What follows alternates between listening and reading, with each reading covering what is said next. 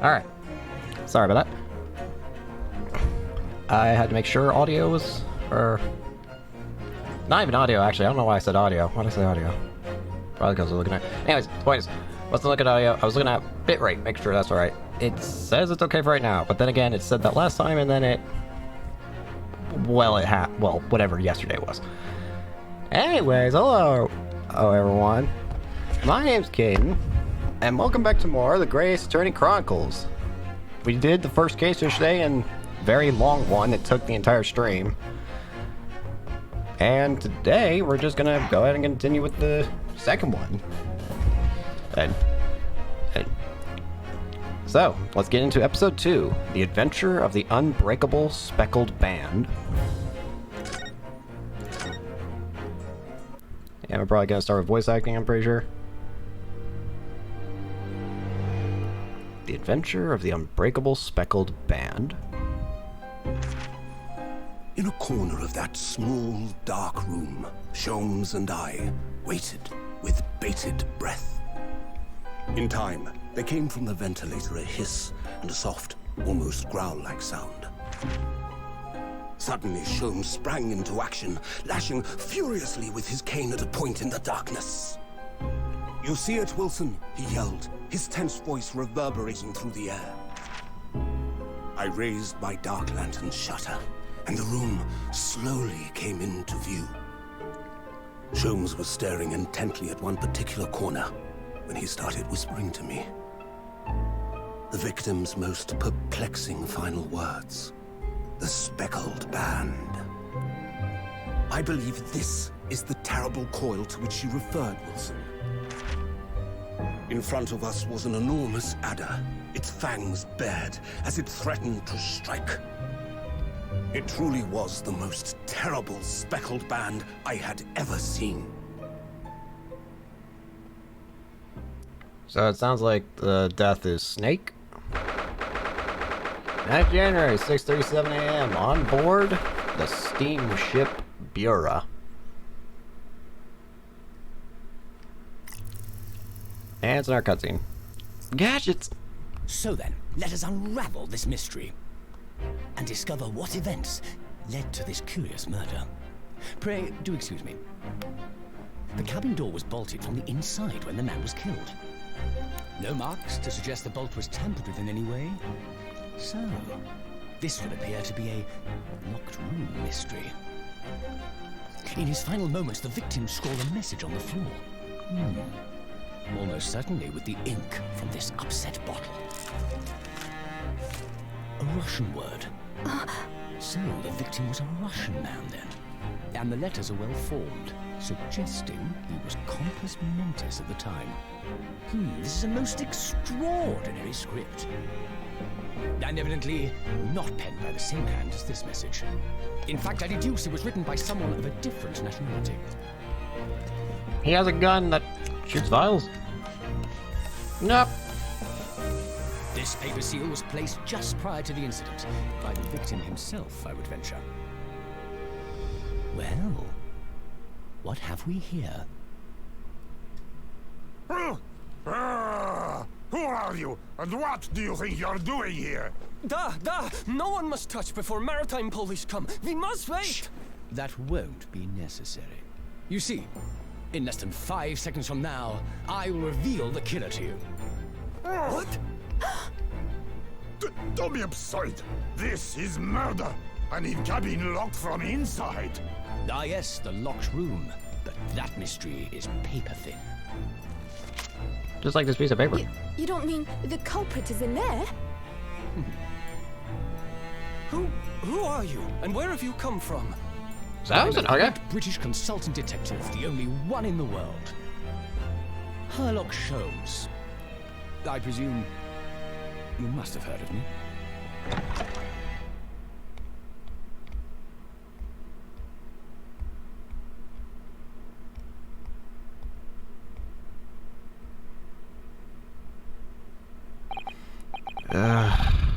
My head is throbbing.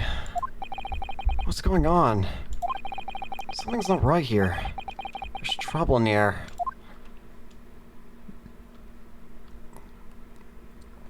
Oh, hey. I'm back in my senses. Wait. I can't move. Great. Alright, first two cases, the defendant is me. Why am I being seen as a murderer twice now? Why am I in handcuffs? So you wake up now, hmm? Oh, hey. We had to drag you out of the wardrobe. I do not believe how you could not wake up. You are a true cold-blooded man. You found me then. Ah, we found you.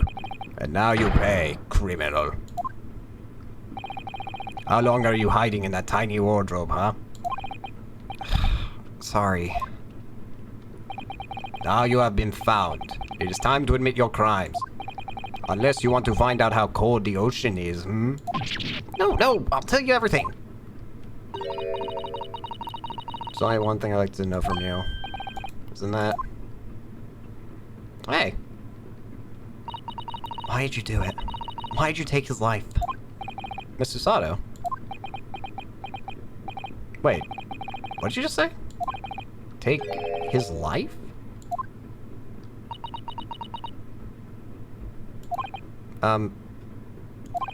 Where is he? Where's Kazuma? Ha! You pretend you do not know. You are a wolf in a sheep's pelt. You are the killer. Do not try to make excuses. What? Kazuma-sama's body was discovered not long ago. Here, in this very cabin. The house bolted shut from the inside. His body? Please, do not try to tell us you were doing this terrible thing in your sleep. Cosmo's dead. But he can't be. In these handcuffs, surely you don't think I have to know. Why'd you take Cosmo-san's life? Answer me, please. I didn't. No.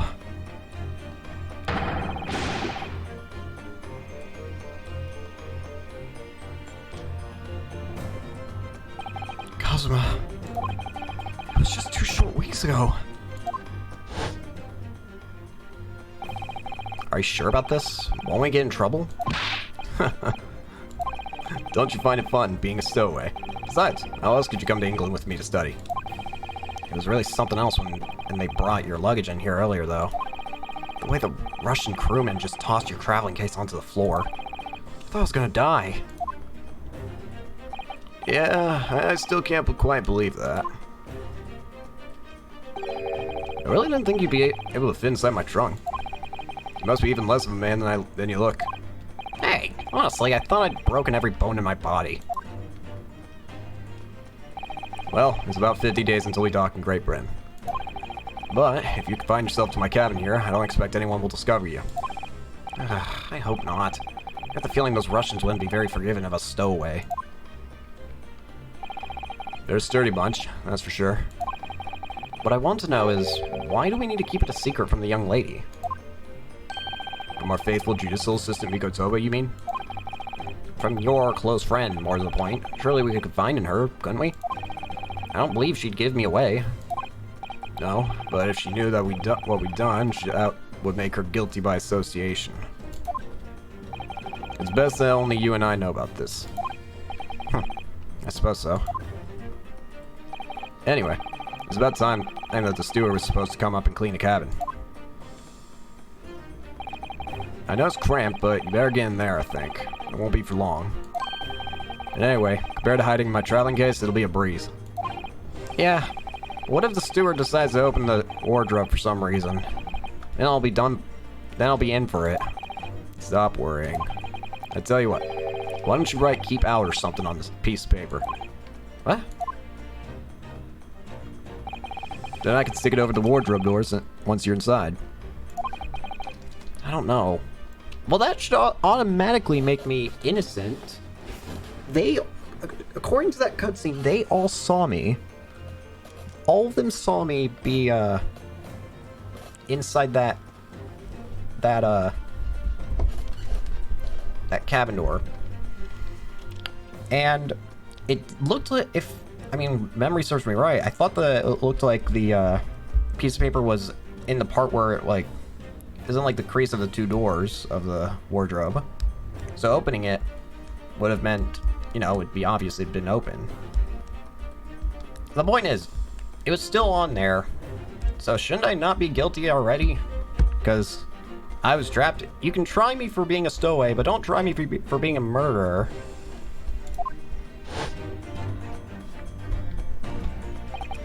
We've only been at sea for about 15 days. How can this have happened? We're supposed to go on this adventure to get to England together. We leave you at next port. Stay quiet until then. Don't make more trouble for yourself. Murder. No, I'm not a murderer. Ah, you said before. You said you admit everything about your crimes. No, that's not right. I mean, yes, I did stow away on the ship, but murdering my best friend? No one else could have done it. Admit the truth. I couldn't have done it. Sao-san. Please, tell me what happened. I need to know. But first I need to look at the court record because I'm curious. It's my pen. Examine. Symbol you may university is fun. Spike design, it does cause problems. Yeah, I think it's the same thing. Paper seal. Wait, what does it say? Cosmo would stick this over the doors of the wardrobe for me. It says keep out in Japanese, though I'm not sure the Russian crew can actually read it.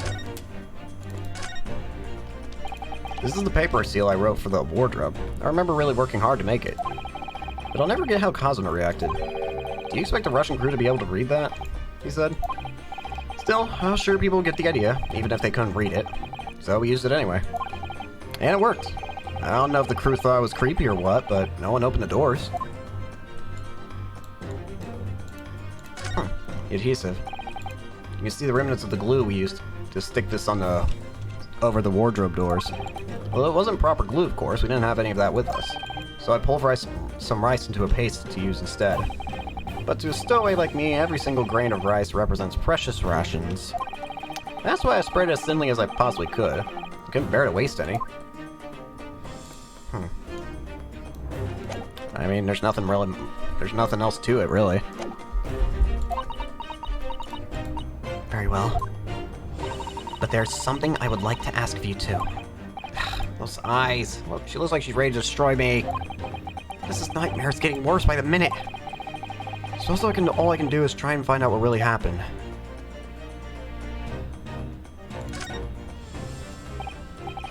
He really has been killed, hasn't he? This isn't just a bad dream. And these handcuffs. They think I did it? They think I'm Cosmo's killer. When they found him, the cabin was locked from the inside. What do you mean? There's no access to the cabin via a porthole window, and the bolt on the door can't be operated from outside. In other words, after the crime, the culprit couldn't have escaped from these four walls. What? Or to put it another way, the culprit can only have been somebody inside this cabin. Or do you have some other explanation? This is impossible. How did he die then? What exactly happened? Are you still going to deny the charge? Even despite the circumstance? Please, Sao-san, you have to tell me! The cause of death is still undetermined. They don't know how he died? The ship's doctor is examining the body, but of course, he has no post-mortem analysis experience. I don't suppose we shall learn more until an expert has been consulted at our next port of call. So presumably that means there were no obvious external signs of injury then? That's true, yes. What about the incident? Can't anyone tell me what actually happened in here in this cabin? I don't understand it. Why would anyone want to kill Kazuma? Presumably that's something you know the answer to better than anyone. Please! Whatever you say, you were here in the cabin after all. Well, yes, I was, but... He would always wake before dawn and do his training first thing in the morning. I was waiting outside his cabin as I have every day so far on this voyage. This morning he didn't come. It Sensei wouldn't. Does that mean he was already dead when Susasan arrived at his cabin door, I wonder? I knocked, but there was no reply. Then I started to become worried, so I went to find a member of the crew. The crewman forced the cabin door open, and when we managed to get inside, there was Kazuma-sama collapsed on the floor. I forgot the Chica people. He's a Kazuma Asogi, 23. He was a certified lawyer and my best friend. He was on his way to London for a study tour when he was taken from this world. And Susato Mikotoba, a judicial assistant who is traveling with Kazuma to London for a study tour. She is the epitome of a refined Japanese lady.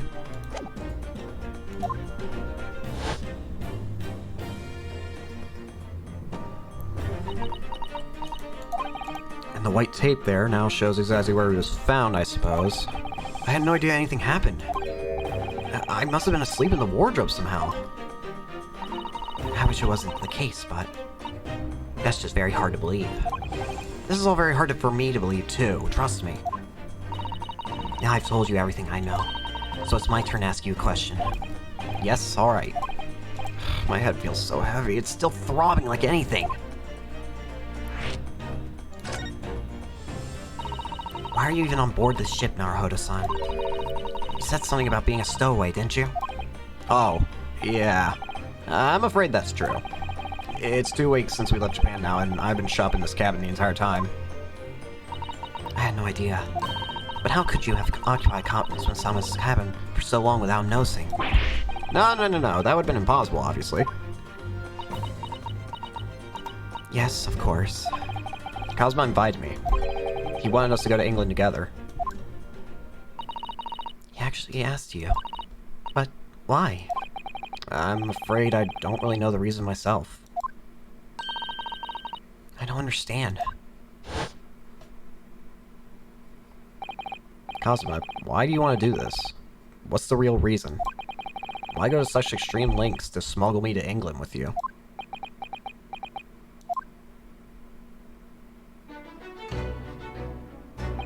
It's an idea that's been on my mind ever since the end of that incredible trial. I think I told you then, didn't I? That you ought to become a lawyer for yourself. Well, yes, you did say that, but I didn't think you were serious. You have the talent for it. I can assure you of that. But I've never really thought about becoming a lawyer. Well, that's something you can decide for yourself. London is at the spearhead of cultural development, the center of the world in many ways. There can't be any harm in seeing such an important place with your own eyes, can there? Well, no, definitely not. Well, on a personal level, if you were to become a lawyer, then what? Nothing. Forget it.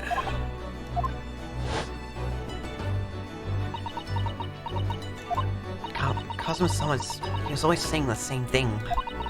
That he wanted to change the Japanese legal system. Perhaps he thought that he could do that with you. Yeah, maybe. But something's still bothering me a little. The look in his eyes, then. It was darker than I'd ever seen it before.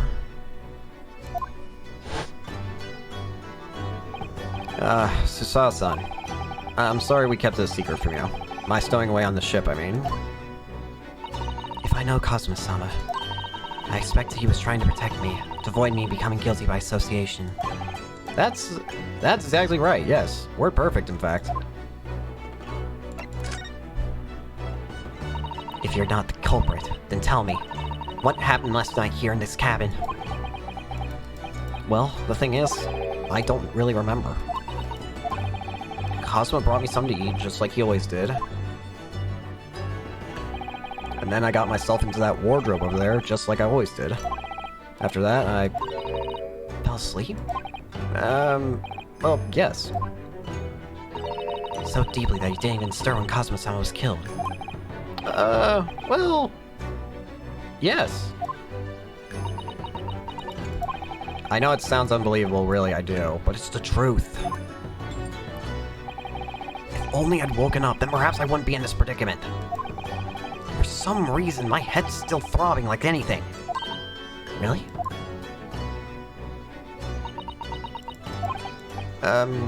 Is something wrong? Oh, no, it's... Please forget it. Sasan, you have to believe me. I didn't do it. I really don't want to doubt you. But the trouble is, there is no one else who could possibly have done this.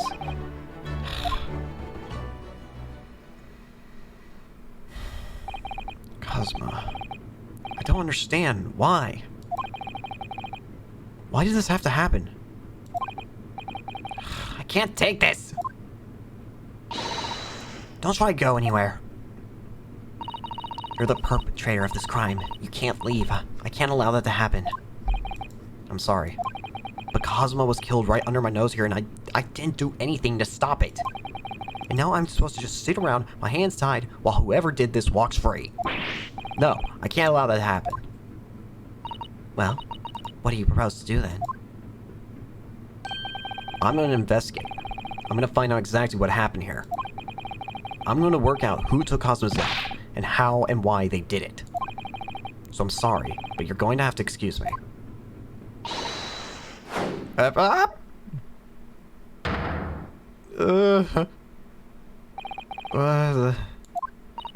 was a Susato takedown. Susato what? Martial art form is that? I'm going to need you to prove it. Sorry? Prove it? Yes, your innocence. I need evidence. But how am I supposed to... Have you forgotten already? What you achieved just a few weeks ago. You successfully defended yourself in court of law. Ah, I see. You suspect me to present some conclusive evidence. I have to get Sauce-san to believe me. I'll show her with some evidence right now that proves that I'm not guilty of this awful crime. It'd have to be this. Yes! Tell me, when I was discovered in the wardrobe before, was this piece of paper stuck over the doors? Oh, yes, it was. I remember clearly. I thought so. Cosmo always put it in place whenever I went to sleep in there. Just in case the cabin steward or another crew member decided to look inside. So naturally, he did the same last night as well. Yes, of course. The gentleman who discovered you peeled that sign from the wardrobe doors before he opened them. But if I were truly the culprit, I couldn't have climbed back inside the wardrobe and stuck this on the outside of the doors on my own. Yes, that's quite true. Exactly. In other words, it's impossible that I killed Kazuma.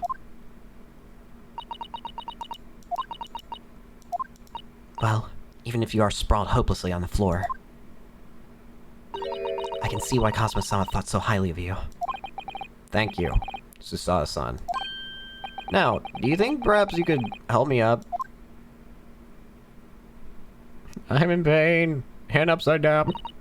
Well, in the light of that evidence, I don't see any reason why I should stop you from investigating in here at least. Thank you. So you finally believe me? I'm sorry.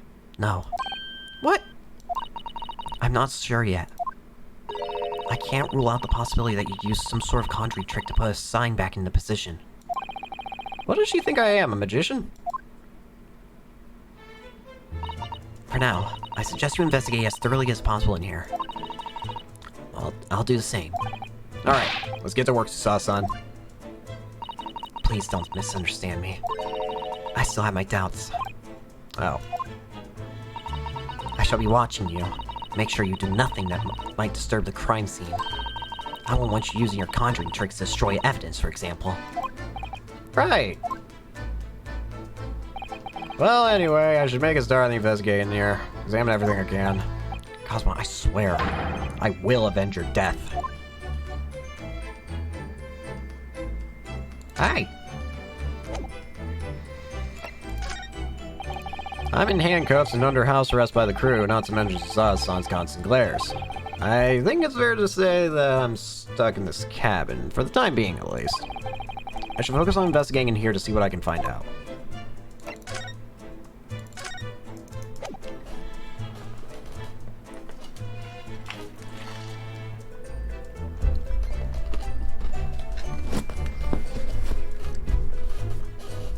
Alright. Look at this! Sazasan, about this. I'm sorry, Naruhodo-san. But we don't have time to waste anything else. We must find clues. She looks serious. Really quite deadly serious.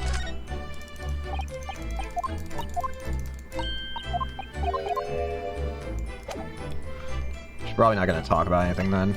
Let's just examine. Hi! Let's deal with you last. First off, food. That's my dinner from last night. Roast chicken. It was really tasty. Yes, it was quite delicious, wasn't it? But, did you eat it on the floor here? I'm not a dog, Susasan. I ate out the table, of course. Which begs the question of when and how the plate ended up on the floor. But Kazuma-san didn't like chicken at all, did he? No, that's right. So he didn't touch it. Which meant all the more for me. Oh no. Does that mean poor Kazuma-san spent his last night on this earth with an empty belly? It's just too horrible. Ugh, now I suddenly have a guilty conscience and an achy stomach. Oh dear, that won't do. Oh, what's the matter? Sazasan. Whenever I'm examining things, I always find myself so focused I forget to look around properly. Yeah, that's not good. I don't suppose you're as foolish as me in that regard, are you, Naruhodo-san?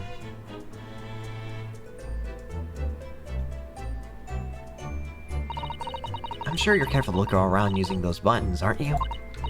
Now let's get investigating all corners of this cabin. Yeah, let's do it. I suppose my field of vision has been rather small until now. I'm blind. There's a sword. That's Kazuma-sama's precious sword. He never went anywhere without it. Yeah, he was always saying that a Japanese man's katana is a soul. I believe he had to work very hard to convince the government to allow him to bring it on this trip. I suppose that shows just how important it was to him. And now he's gone. But I'm not ready to let his spirit go just yet.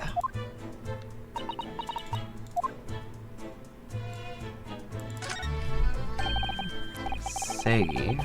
The Japanese word for justice. The brushstrokes are straight and true, just like Kazuma. Yes, his calligraphy always was a reflection of his heart. You. Can you really look at those characters without feeling shame knowing who drew them so thoughtfully? Of course I can. I mean, I'm innocent, so why shouldn't I be able to?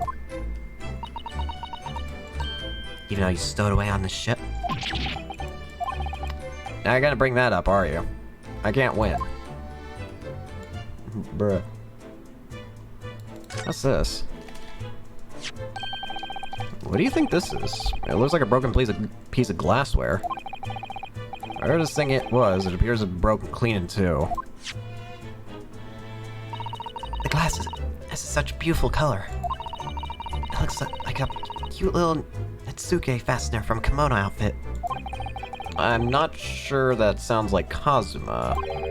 He wouldn't have secretly carried a cute little trinket like this around with him. Would he? And the mark beside it. What is it, I wonder? It has some sort of brick like hue. Yeah, you're right. It is the color of brick, isn't it? It's a piece of bell, and then I don't know what the skid mark's for. Even though I don't see anything of the same color anywhere else in the cabin. Maybe shoe? Like, shoe polish or something? I don't know. Also, why is everything tilted? Actually, the whole room's a mess. Thinking about it. What happened in here? The books have fallen over on the shelf. Look, they've all been toppled the same way. And what's this? A statue of some god of the sea? Well, he's fallen over as well. Yeah, it's almost as if the whole shelf has been ransacked. Everything mown down at once. I wonder if... perhaps it was Kazuma-sama doing his morning sword training, you think? I seriously doubt that. Then perhaps... it was you, Naruhodo-san. in a fit of rage. I wouldn't have bothered leaving the wardrobe just to mess up a few books and a statue. Could the way these things have been thrown about have anything to do with the case? I wonder.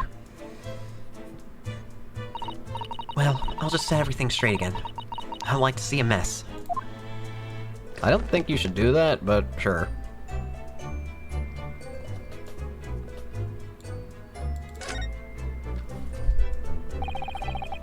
Those are the rules of passage for travel aboard the SS Bureau.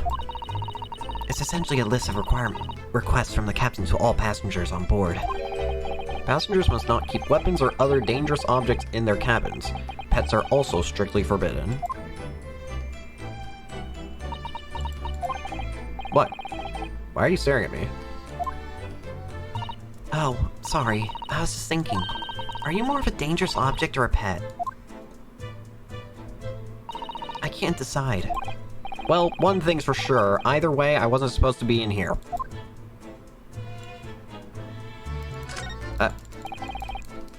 Can't find anything out of place. Did Cosmo write that before he died? It looks like it's written in ink. He must have knocked the ink pot from the desk when he collapsed on the floor. And I suppose he wrote this message by dipping his finger in the spillage.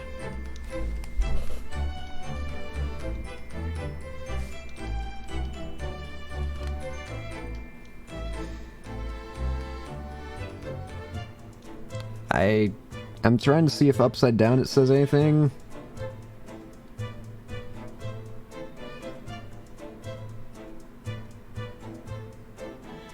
The only thing I see upside down is God E triangle down. Doll. But I don't think that's what it says, so I'm gonna disregard that thought. Poor Cosmo-sama. No doubt he was in terrible pain. It's almost unbearable to imagine it. I suppose he was trying to leave some kind of clue in his final moments, was he? I'm sorry, partner, but I can't read your writing. I don't think that's Japanese, Naruhodo-san. What? Then what language is it?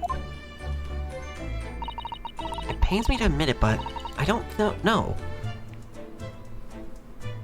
Would Cosmo have known Russian? It's not a foreign script I'm familiar with. What does it mean, I wonder? Judging by how it looks, it kind of, to me, looks like it's probably Russian.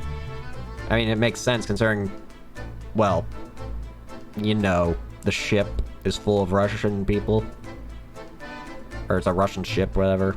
That's the point. You get the point. The point is, Russian.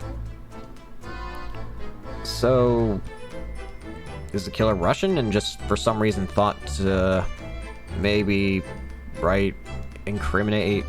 Wait, would that have meant they known about my existence? If they're trying to point to me as being the culprit? I don't know. That's a very large traveling case, isn't it? Yeah, it carries a lot of memories for me. And me. Memories? What do you mean? Well, that's actually how I stowed away on this vessel. I was brought on board inside that case. Ah, yes. I see it says "this way up" in Japanese. Which, in hindsight, I should have realized the foreign crewmen wouldn't be able to read.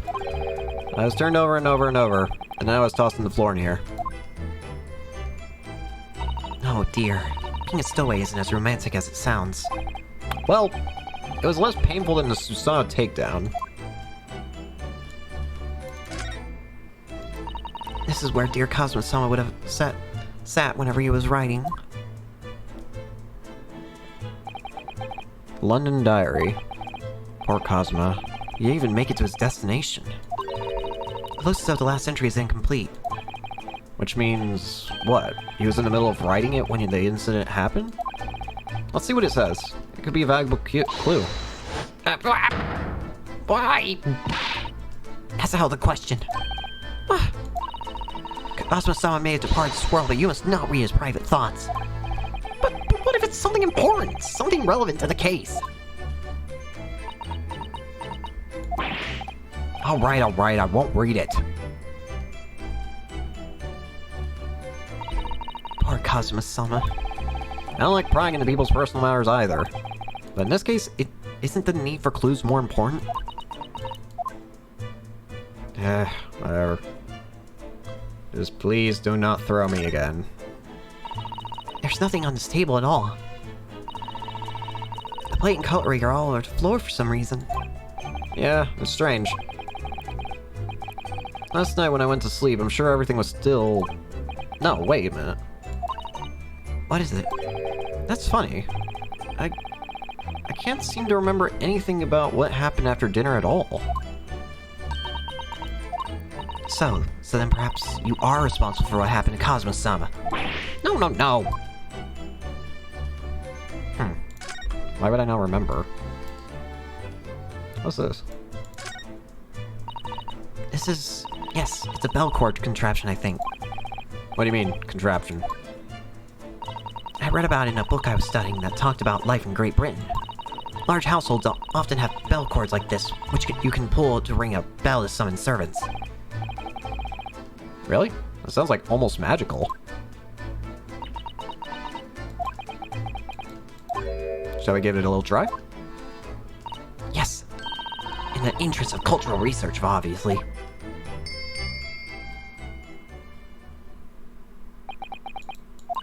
It didn't do anything. I suppose nobody comes for lowly Japanese people. No, I'm sure it's just everyone's busy, that's all. There's a vent here. I think that's some kind of opening for a ventilator. A hole through which fresh air can circulate into the cabin. Isn't that a little odd? What do you mean? Well, this ventilator, if that's what it is, it looks like it must connect to the next door cabin. Yes, it would appear to. You're right. But if its purpose is to allow fresh air into the room, surely it should be connected to the outside. That's true. Perhaps it's so that rain and spray don't find their way in when the seas are rough, or something like that. I suppose. Maybe that's it.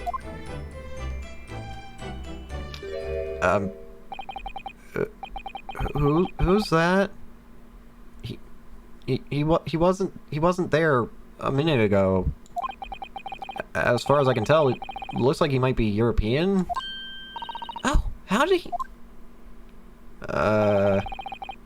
You've noticed the man too, have you? I have no idea who he is or how he got in here, but he looks suspicious and tall. Suspiciously tall. Naruto-san, don't tell me. Do you really not know who that is? Well, no. I don't have any foreign friends or acquaintances at all. He doesn't look like a member of the crew. There's something very unusual about him.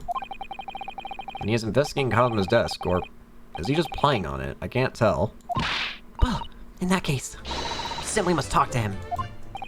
Am I just imagining it, or does Susanoo-san look almost uncontrollably excited?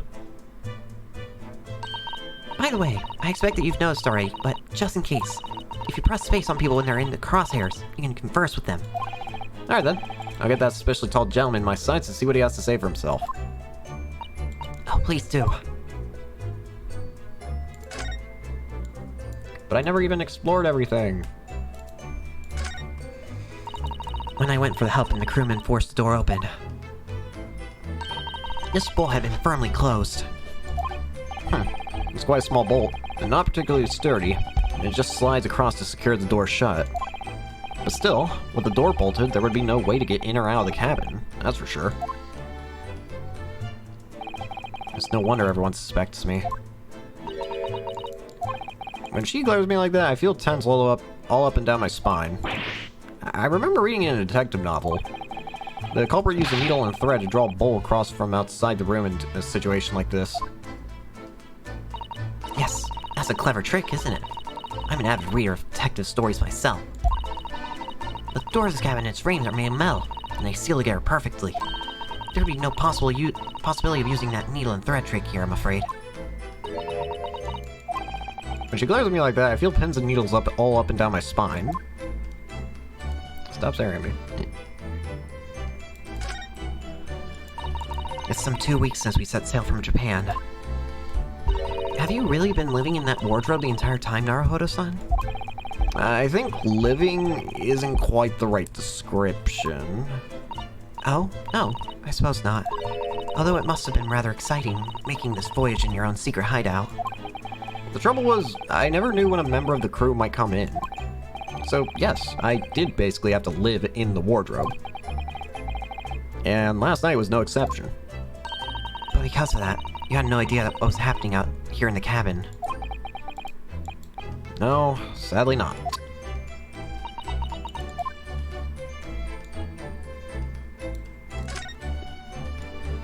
You, sir. Perhaps I should see what this Russian crewman makes of the scene of the crime. Excuse me. What? I was wondering how it's going. The investigation, I mean. Grandmother told me Japanese people do not make jokes. But it's not true, I see. Sorry? The criminal asking investigator for information about his crime. Very funny. Oh. It wasn't supposed to be a joke. He doesn't appear to be laughing either. He's convinced you're guilty. You might have useful information, though. I have to keep trying. So, last night, did you notice anything out of the ordinary at all? Yet, of course not. Now back to the corner of the room and make silent. I say no more to you. Did I hit a nerve? Just for a minute there, you seemed a little flustered.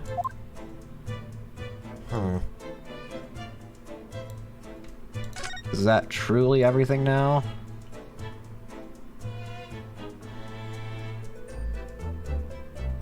Alright, strange man on desk. Excuse me. Excuse me, do you have a moment? Shh. This is a critical point in my investigation. What are you... Maybe I should leave him alone. He seems a little unfriendly. Yes, perhaps that would be for the best. Greetings! I hope I haven't kept you long.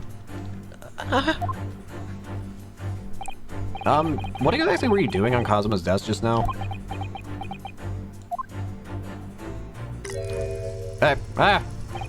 Ah, I see. Fascinating. Sorry? What do you see? Feels like he's looking right through me. Oh, yes. Everything is clear now. The train of reasoning has run its course. My deductions have crystallized. You have been in Afghanistan, I perceive. Just recently returned, if I'm not mistaken. Huh? Sorry? What? And now, whilst venturing toward foreign climes, you find yourself in a most troubling predicament. Oh, well, that's true at least.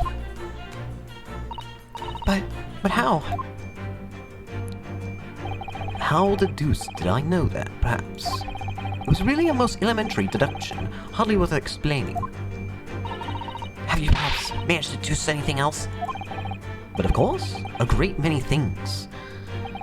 There's no mystery, my dear madam. For example, you have fled your native land of Russia, being as you are a merciless revolutionary. You leave 16 victims of an assassination in your wake, and now travel to England to blow up the Crystal Tower. And when the Beridian occupant of this very cabin discovered your identity, you ended his life too. Yes, I believe that summarizes the facts beautifully. No need to hide the truth now. Nothing deceives these eyes.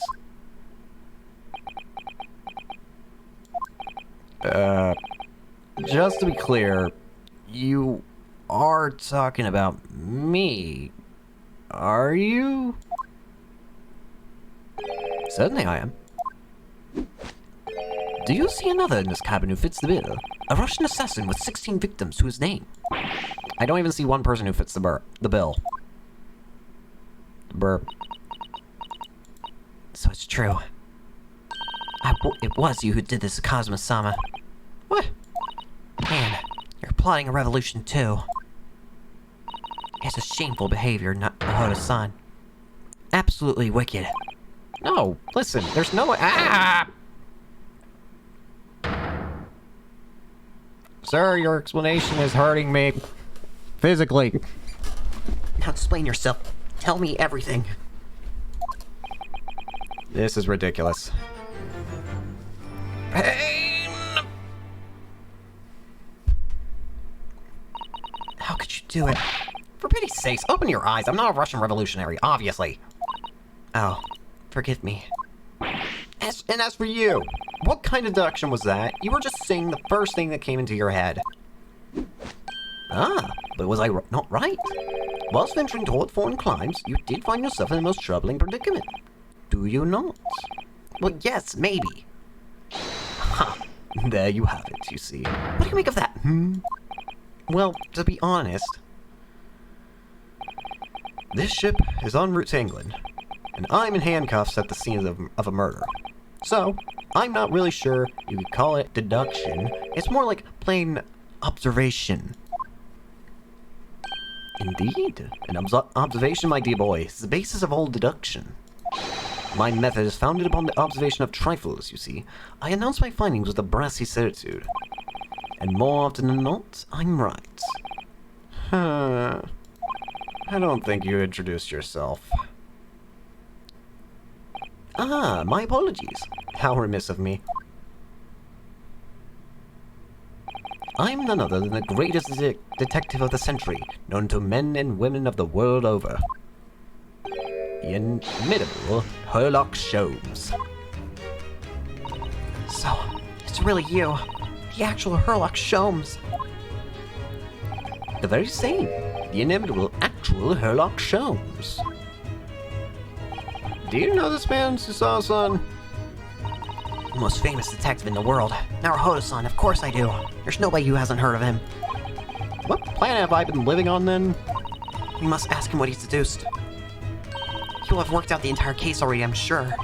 Really? Why do I feel uneasy about this? Hello there, sir. Frames. Stay good. Great detective. So, you're a great detective, are you? Sorry, what was your name again? Indeed, I'm none other than the one and only Sherlock Sholmes. Oh, I see. You're German? Hairlock, was it? No, I have no hair. I mean, I have hair, please. Call me Sholmes.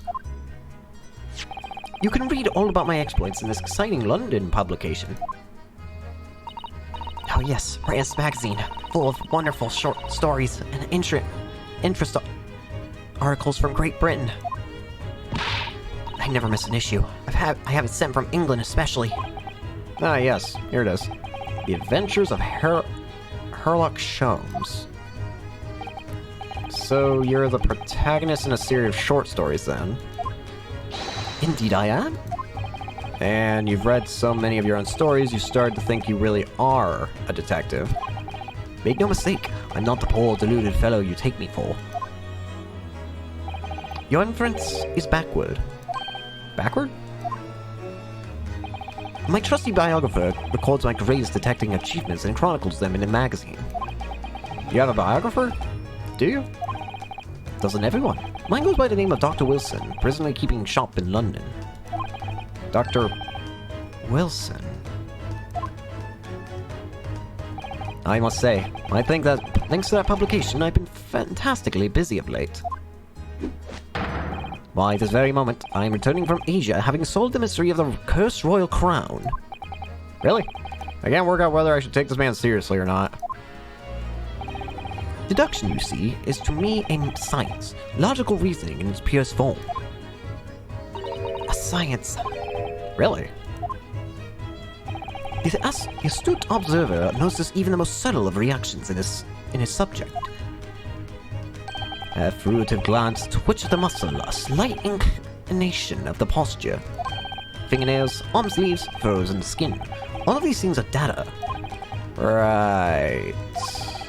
And the trained logician makes deductions from this data in the blink of an eye.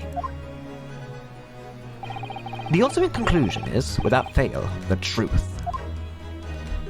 As I demonstrated only a few short moments ago.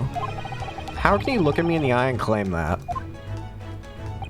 So you see, I have a turn for both for observation and for deduction. And fame. That is what makes me the one and only Sherlock Holmes. Cosmo's death. Have you managed to deduce anything about this particular case yet? Have I managed to deduce anything, my dear fellow? Who do you suppose discovered the culprit in his most cunning hiding place? That's right. It was none other than the great detective before you now, Mr. Sherlock Holmes. Ah, I see. In other words, I'm in these now because of him. Throw hands, Neural. When I became anxious about Cosmo's summit this morning, I summoned all of the crew members to force the cabin door open. And I concealed myself among the number, gaining entry to the scene of the crime. Yes, luckily for everyone, the great detective Sherlock Holmes was on board. And handcuffs seem to be an excellent fit, Mr. Nahodo.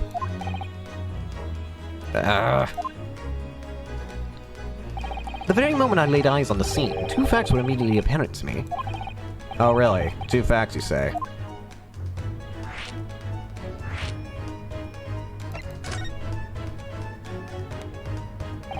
Before we started talking, you were examining Cosmo's desk before, weren't you? Cosmo? Ah, yes, the victim.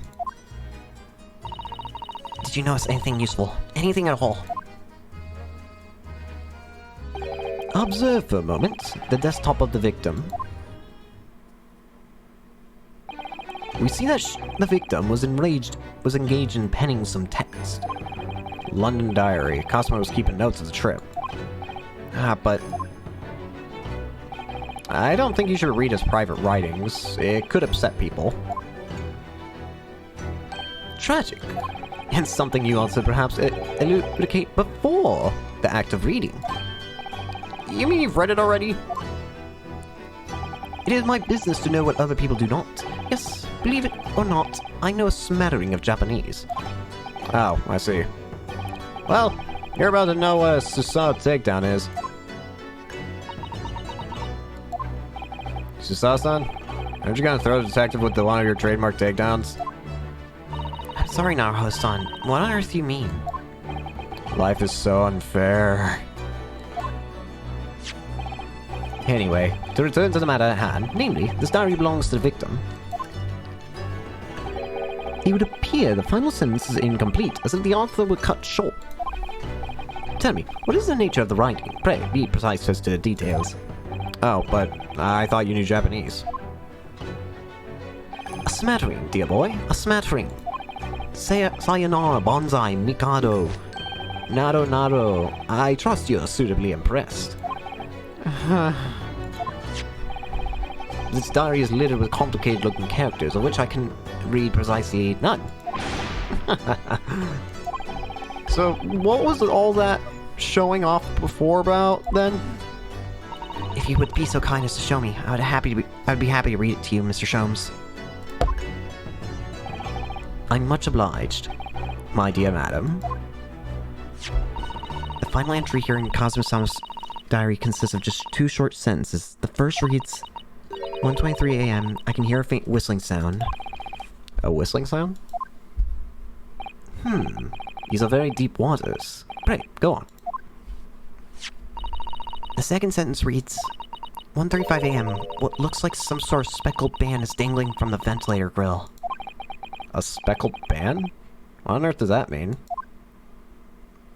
I have no idea. I've never heard that expression before.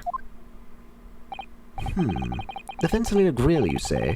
The man was presumably referring to the lattice there on the wall, which connects to the adjoining cabin. Yes, the adjoining cabin. A diary Cosmo was keeping of his trip to London. According to the last entry he made it before his death, he spied what appeared to be a speckled band. Two facts. Mr. Sholmes, tell us please, what two facts were apparent to you when you came into the cabin this morning? Ah, yes. But first, let us be precise. The two facts in question were immediately apparent to me. Yes, I understand. But what were they? Allow me to elucidate. The two facts that I deduced from a mere momentary glance at the scene of the crime were as follows. Number 1. The cabin was locked from within, rendering escape of the culprit out of the question. Number 2. The victim was Russian and killed following a dispute with an acquaintance. Hold on, Mr. Sholmes. What made you think the victim was Russian? Observe the dying message left by the victim on the floor.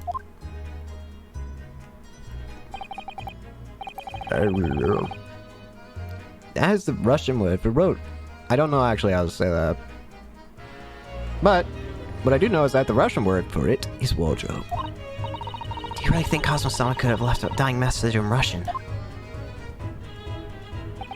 In the final moments, many find their native tongue filling their head. For this young man, Russian. Cosmo was Russian, was he?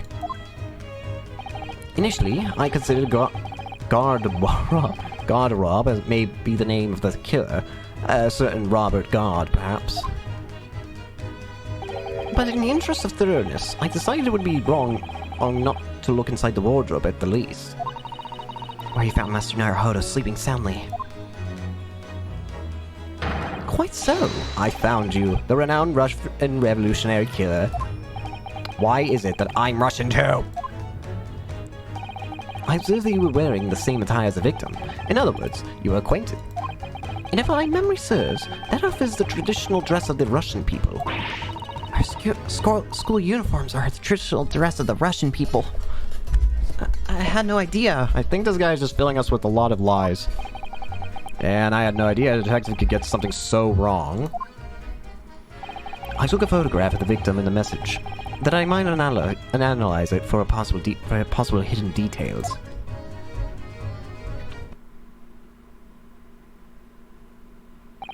This... It was taken immediately after the young man was discovered, before the body was removed. Is there anything else weird?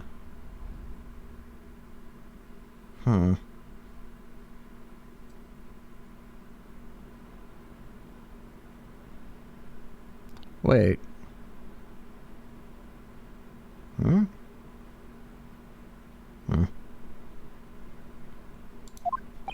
Yeah, Cosmo had already been taken away when I woke up. This is the first time I've actually seen him like this.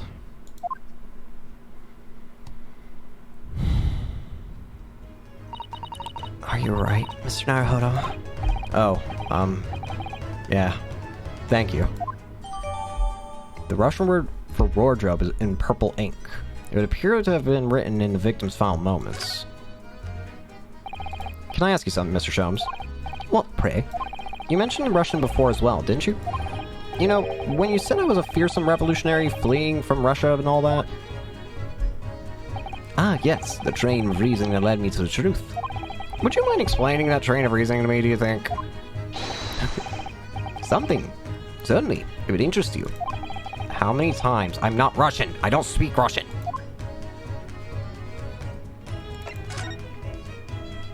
Can we talk about your deduction before the things you conclude about me? I mean... the now famously accurate, troubling predicament you found yourself in. Actually, it was the other details I was more hoping to discuss. You know, the merciless Russian and revolutionary and assassin of 16 part. Ah, yes, the more sordid details. It was fairly commonplace deduction. Here we have this morning's paper. The main headline reads... Revolutionary villain Bolshevik flees Russia via Shanghai. This vessel made a port call at Shanghai yesterday, and last night, the young Russian was murdered. Since when was Cosmo a Russian? It sounds like Mr. Sholmes has concluded he was a Russian because of what Mr. Cosmo-sama wrote on the floor. It was a simple act of reasoning to realize that the culprit of this crime was the same merciless revolutionary.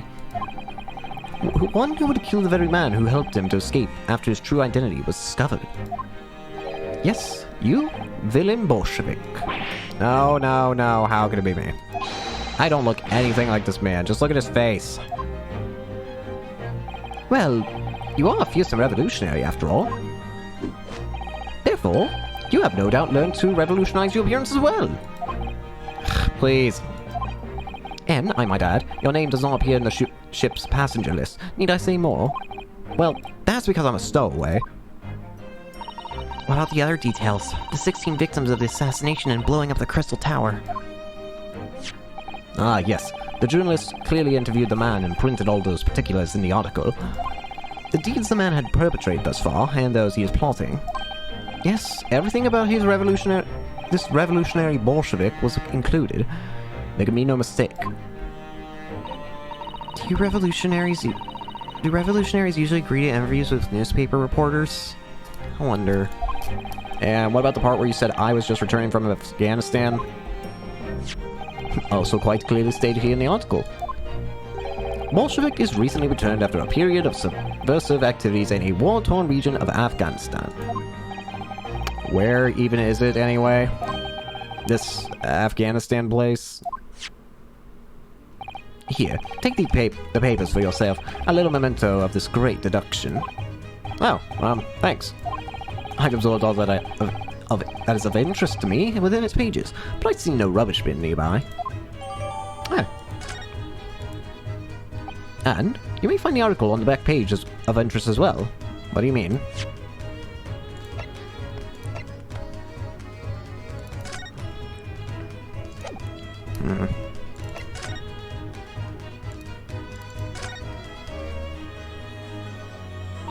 I'm afraid I can't read a word of Russian. No, me neither. I have no idea what any of this says. The pair of you floundering is a sorry sight. Allow me to offer some assistance. The article on the front page of this newspaper is concerned with a fearsome Russian revolutionary. It reads, Revolutionary villain Bolshevik flees Russia via Shanghai. Yeah, you told us that before. It reveals also that those who's seen the man's beard with their own eyes never lived to tell the tale. Oh my goodness, he is fearsome. Well, presumably the newspaper autographer was alright, wasn't he? The solution is obvious, of course. If he despises his beard to that degree, he need only shave it off. I'm not quite sure that's the problem, Mr. Sholmes. How's the guy detective again?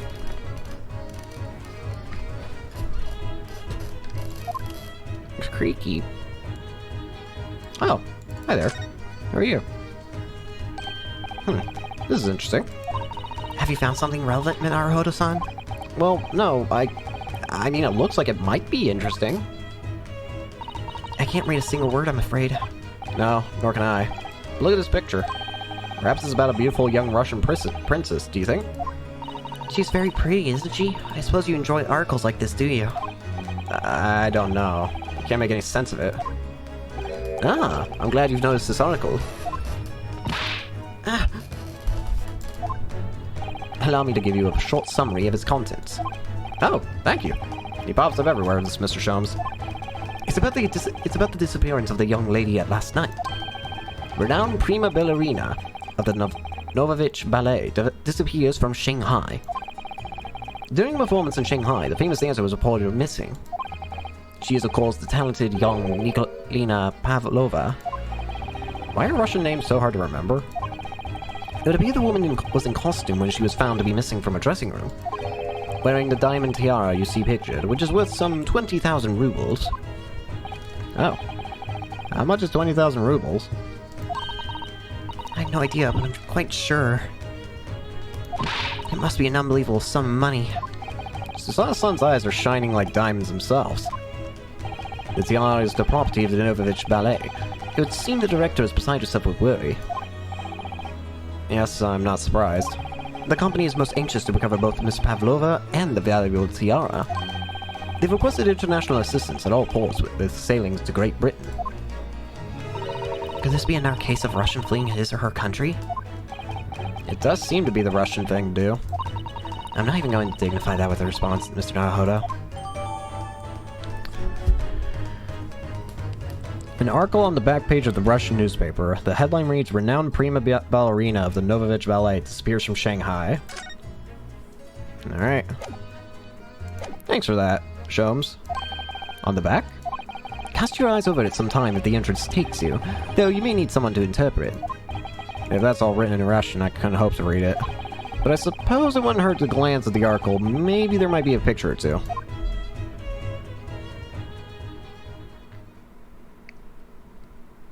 So, I believe I've given you enough to consider for the time being, at least.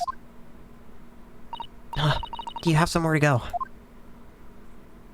As it happens, the victim's writings in his diary have piqued my interest. The matter warrants further investigation, I believe, and if I am still too long, the seasickness takes hold. Oh, I suppose you're thinking of investigating the cabin next door, which the familiar connects to? Great detectives are curious breeds. Our minds rebel at stagnation. We crave mental exaltation.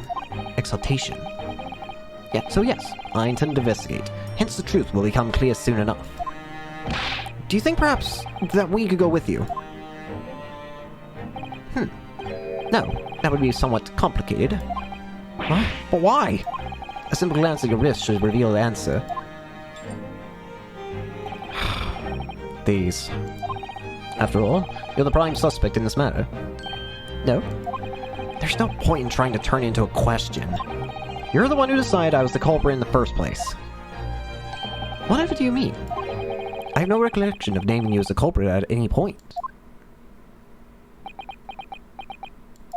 You must be joking. You just said it. Only a moment ago.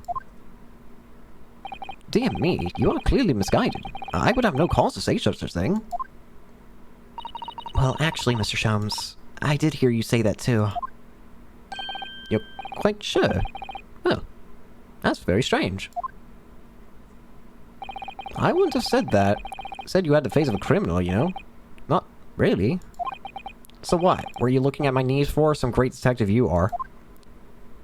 Well, anyway, that was then and this is now. What do you mean? What I mean, sir, is this.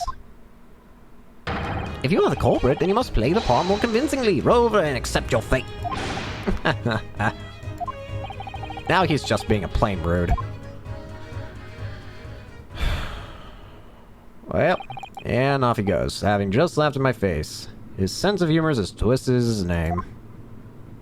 Mr. Naruhodo-san, what are you standing there for? We must go investigate the cabin next door as well. Aren't you forgetting something? What about these? What? After Cosmo Samus spent his dying moments struggling to leave us a clue, you're willing to give up. You're just going to roll over and accept your fate.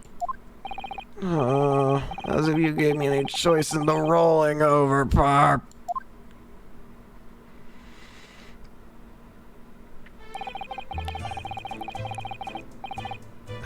I think we have some investigation to finish off here first, don't we? Let's carry on examining what we can in this cabin while we wait for a chance to slip next door. Good idea. The situation doesn't look good for me, but there's still things I can do to help myself. And I owe it to Cosmo to do everything I can to find a way out of this and bring the real culprit to justice. Oh, is that? Is something wrong, Naruhodo-san? Oh, no. It's just that crewmate standing by the door. I kept feeling like I've seen him somewhere before. Oh yes, you're right. He does look familiar. Excuse me, sir. Hello? Yes? What can I do for you?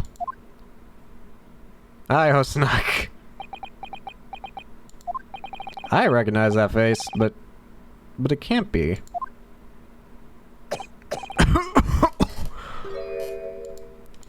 It is. I didn't know you were here, Inspector Hosonaga.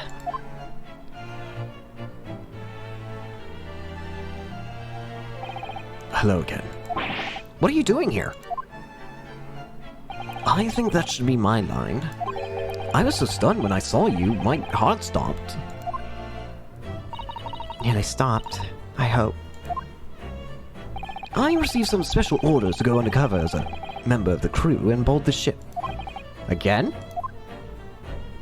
You certainly seem to enjoy undercover work, Inspector. If there's anything I can do to help you, please ask. I never expected to see this man on board. Perhaps his presence can help me out of this hopeless situation.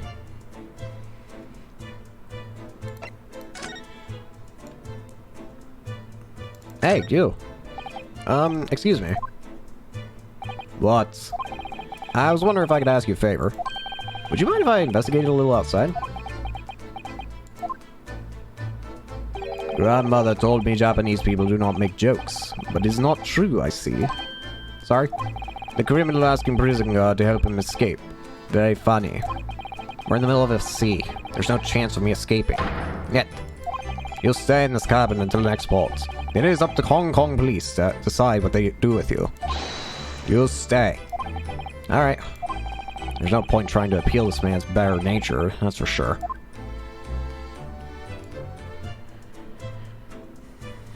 Is there anything else of interest?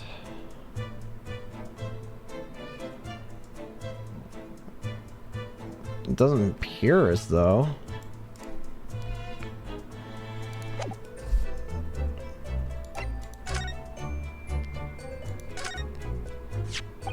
Inspector, can I show you this? What the? Is that a fabled Imperial Yume University pin badge? I'm not sure if it's really fabled exactly, but... So, you're a genuine student then? Sorry? Ah! Nothing like me with my regular schooling. You're something much greater. Is that what you were trying to say? Can I have my badge back, please?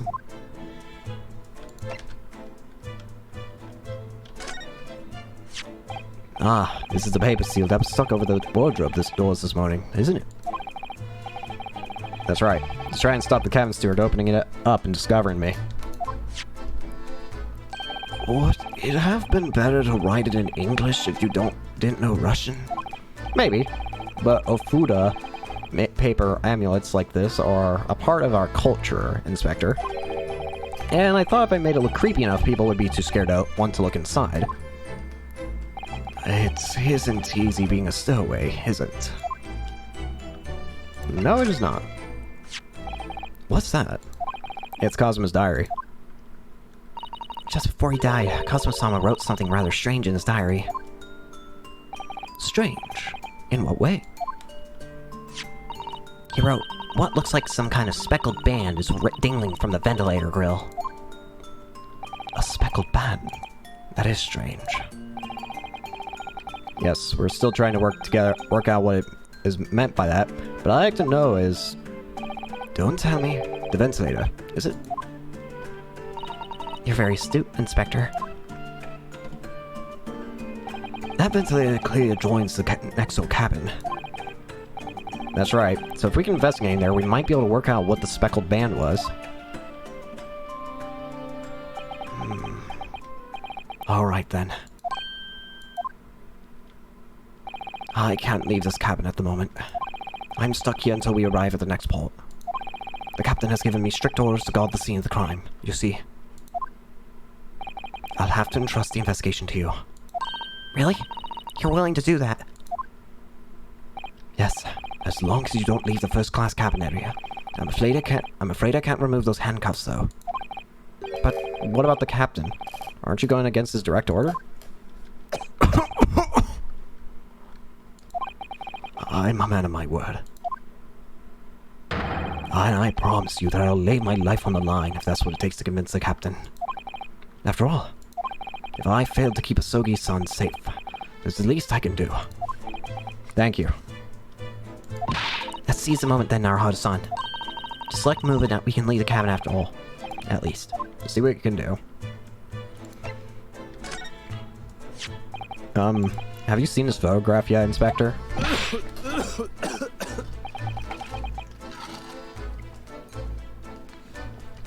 Walter. Oh dear. Are you right, Inspector? Yes, sorry. I'm fine. I was hoping to hide my upset with a fit of coughing and spluttering. I'm usually very good at it. But trying to stifle my feelings seems to have stifled my cough this time. I'm so sad.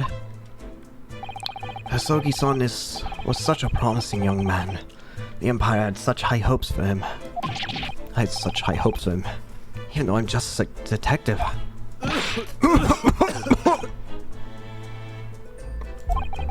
We're all going to miss you, Cosma.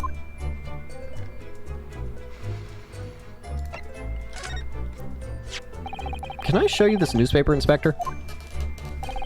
I'm sorry, but I can't read Russian very well. Oh, no, that's alright. I know what it says. So, you just wanted to point out your university linguistics talents, is that it? Sorry? Nothing like me. With my regular schooling, you're something much greater. Is that what you're trying to say? Sorry, forget I mentioned it. It's probably gonna say the same thing, I imagine.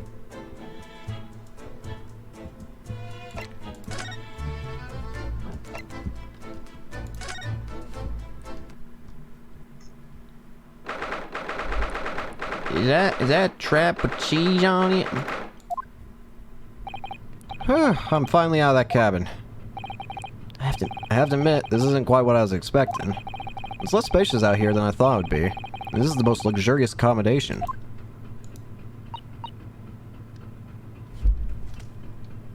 Oh, I thought that sound was coming from somewhere in my house. What the heck? Yes, indeed. Cosmo's son was being sent on a study tour by the government. That's why he was being put in a first-class cabin. Even still, this is about twice as large as my combination steerage. Really? That must be awful. Oh, look over here. There's another crewman keeping watch. He looks enormous, even if he is sitting down. The door next to him leads to second-class accommodation. I suppose he's making sure that no one comes in here, or who shouldn't. I suppose, like people in handcuffs? Naruhodo-san, you look like a little boy visiting. You look like a little boy visiting a toy shop for the first time. I would have thought you'd be used to a ship by now. We've been at sea for 2 weeks already. Well, yes, I know, but the thing is, I was inside Cosmo's trunk when I first came aboard, and ever since then, I've been shut up inside the little wardrobe. It must have been a very trying time for you. Please, don't give me that pitying look.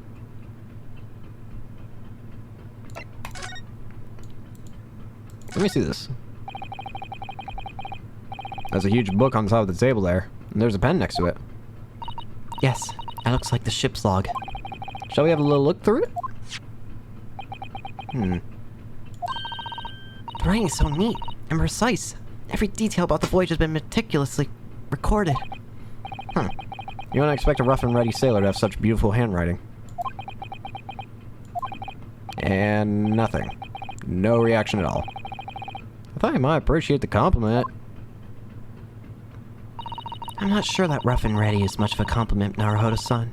Even to a sailor. Anyway, last night's log is mostly blank. Presumably that means there was nothing to report.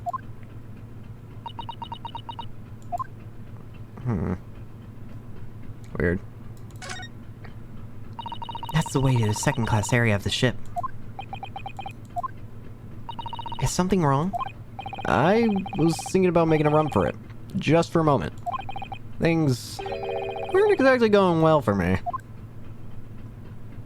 I might be wrong, but I imagine the moment you reach for the handle of the door, that burly seaman would surely shoot you dead.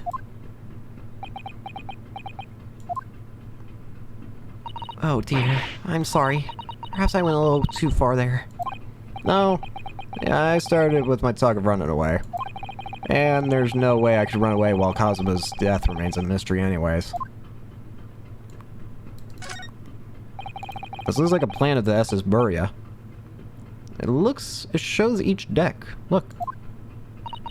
Buria is a large-scale steamship with a triple skin and hull. What a marvel of engineering. Well, it's been playing on my mind for a while now, actually, but how is it that such a huge lump of metal doesn't just sink to the bottom of the ocean? Oh, that's really quite simple, Naruhodo-san. It is? Well, consider the Japanese archipelago. The islands of Japan? Yeah, they're not metal, but they are enormous lumps of earth, many, many times larger than this ship. And they don't sink, do they? They've been floating happily on the sea since the gods created them. Well, I suppose so.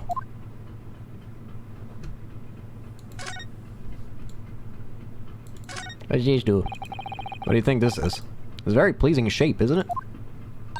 That's the emergency alarm. It's probably best not to touch it. Oh, alarm. It says, press only in times of emergency. Looks as though it sets alarm bells ringing all over the ship, and brings the vessel to a complete stop.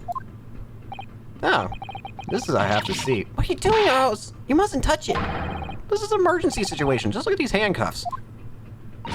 You know full well that's not what the alarm's for. If you were to bring this vessel to a standstill for no good reason, you'd be in an even worse situation. I wish everything would just stop. The ship included. If you have to do something foolish, at least make it something that doesn't affect anyone else.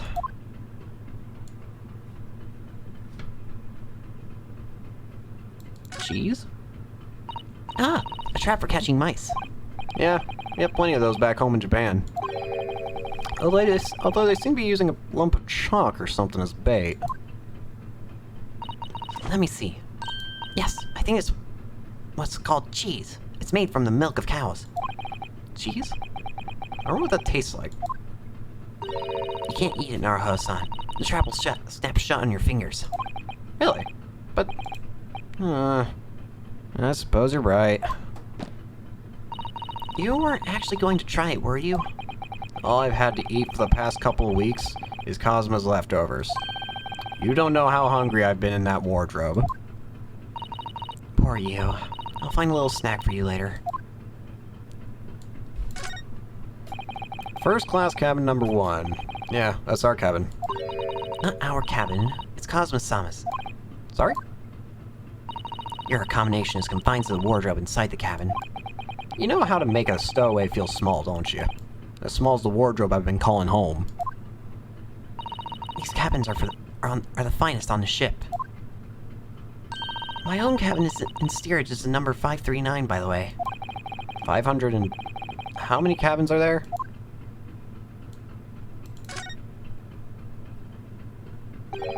This is it. This is the cabin next to ours. The one the ventilator connects to. Yes, the ventilator, from which Cosmo-sama wrote that he saw a speckled band emerging. Maybe whoever's in the cabin can help solve the particular mystery. Let's ask. Hi. Hi. Oh, excuse me. We, need to get inside this cabin here.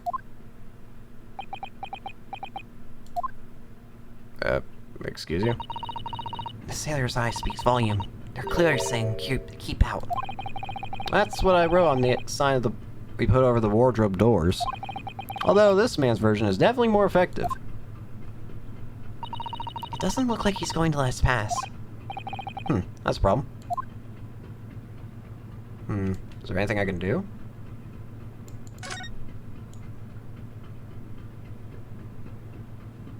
Let's try talking to him. Excuse me, but could I ask you something? You little stowaway murderer. That wasn't a good start, was it?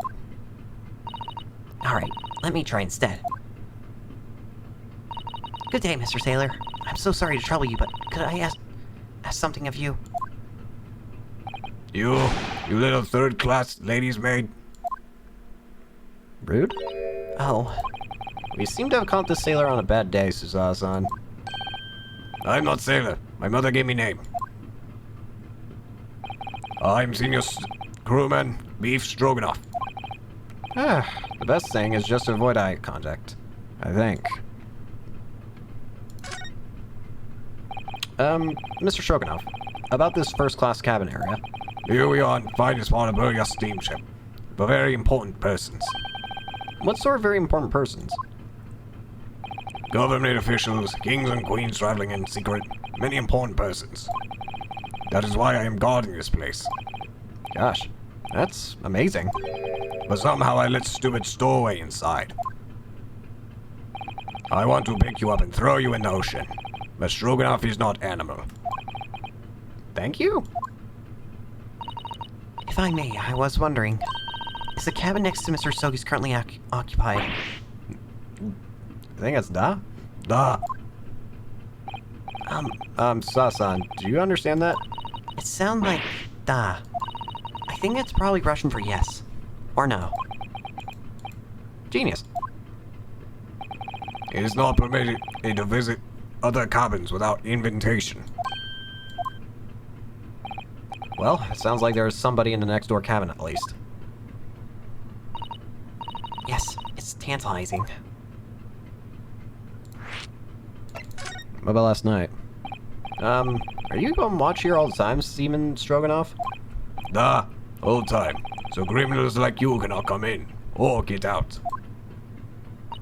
I was wondering, could you tell us anything about last night at all?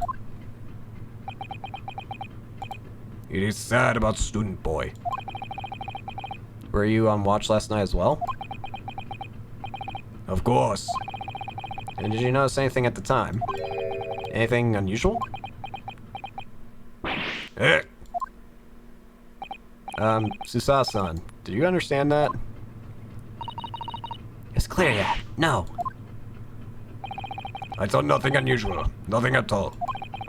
And you didn't hear any strange noises or sense anything was wrong in some way? Why are you looking over there? I said no. Sorry! I'm not so sure. I could have sworn that he wouldn't catch my eye for a moment there. I wonder. Could you tell us about who's traveling in the cabin next to Mr. Sogi's? His name is Mr. Grimsby Royland. He is very important Western gentleman. A Western gentleman? Do not think about it. He has nothing to do with the murder of student boy. How can you be so sure about that? Mr. Royland is an authentic Western gentleman. Such a man would have no interest in lowly student from insignificant Far East Islands. Yeah, we had the same kind of problem when it came to the last trial, sir. That was harsh. Could you tell us when Mr. Roylett came aboard? That is not your business. Come to think of it, even though we've been at sea for 2 weeks now, and I've been in Cosmo's cabin the entire time, I've never once heard anything from the next door cabin, or even felt like there's anyone there. Well, presumably, since this gentleman is occupying one of the first-class cabins, he must be rather important. Is that right? That is not your business. Well, according to your own rules, it sounds like he should be important. This is enough. I cannot say more now. Oh. It is time for me to report to Captain. You must return to cabin. Yes, alright. Bulkhead to second-class area is staying locked at all times. You escape when the lobster whistles on top of the mountain. Or as English say, when the pigs fly. Yes, I understand. Good. Now we can investigate the area properly, shall we? Definitely. Just a bunch of mischief makers, aren't we? Oh, I can relook at this. That book on top of the table is really huge. There's a pen with it, too. Yes, I'm sure that's the ship's log. Should I have a little look through it?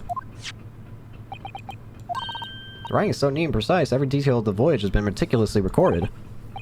You don't expect a rough and ready sailor to have such beautiful handwriting? Anyway, Look here. Last night's log is mostly blank. presumably that means there was nothing to report. And yet it had different dialogue. No!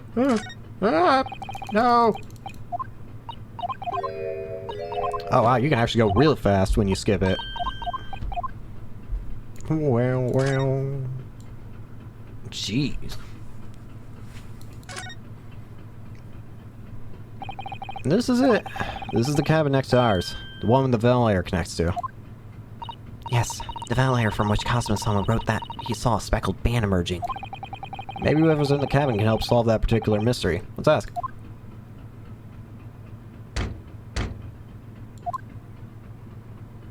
Open up. No answer.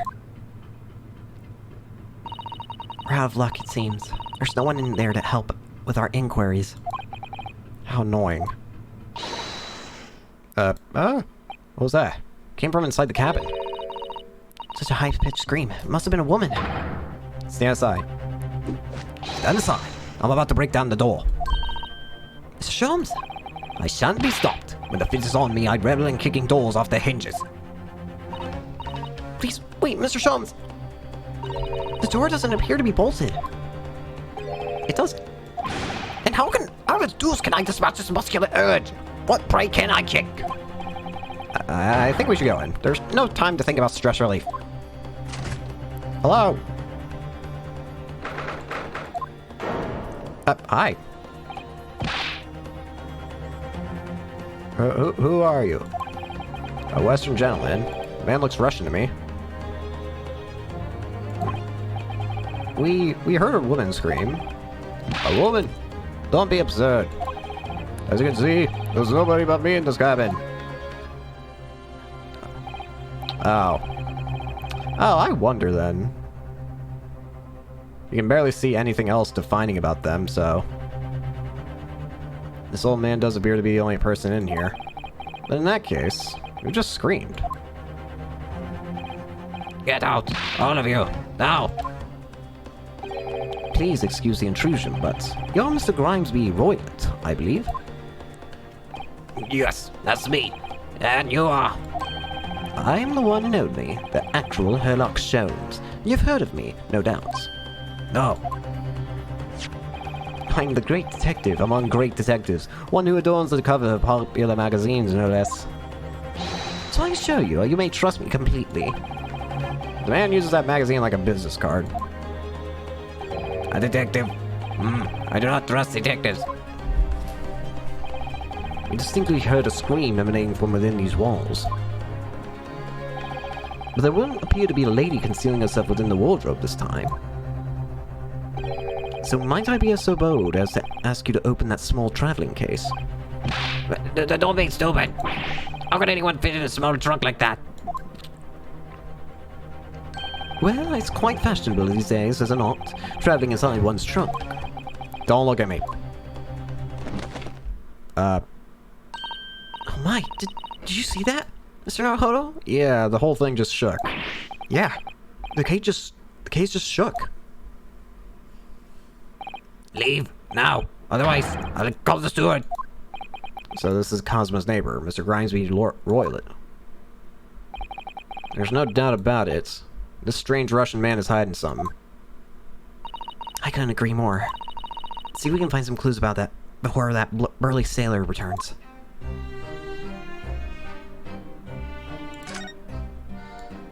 What are you doing? What do you think you're doing? Probably not gonna... My cabin, get out. No. Bad luck. Perhaps that great detective could get somewhere. Hey, you! What are you doing? Do you have a moment, please, Mr. Sholmes? You need only address me as Sholmes. That's what I just did, isn't it? Mr. Sholmes, what were you doing in there? Why, I was resting, of course. Resting?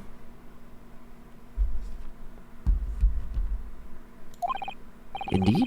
I was contemplating our sea voyage from the confines of the wardrobe, was waiting for the inevitable time that you would need to call on my great powers of deduction into service. Oh, and it would seem that the hours upon snap, the time has come. Am I mistaken? Well, no, actually, you're spot on, for once. Observe closely. Our Russian host in this cabin, Miss Roylott, is clearly trying to hide something. And do you know what the most effective weapon to use against a Russian hiding a secret? Why? The truth, of course. Though it should be pointed out that such methods are not exclusively for Russians. Right. Can you imagine how the Russian will react when the secret he guards so closely is exposed? Would you like to witness it? oh yes, please. Well then, what you are about to see may well astound you. For I am about to apply my great detective's greatly admired great deduction to the case.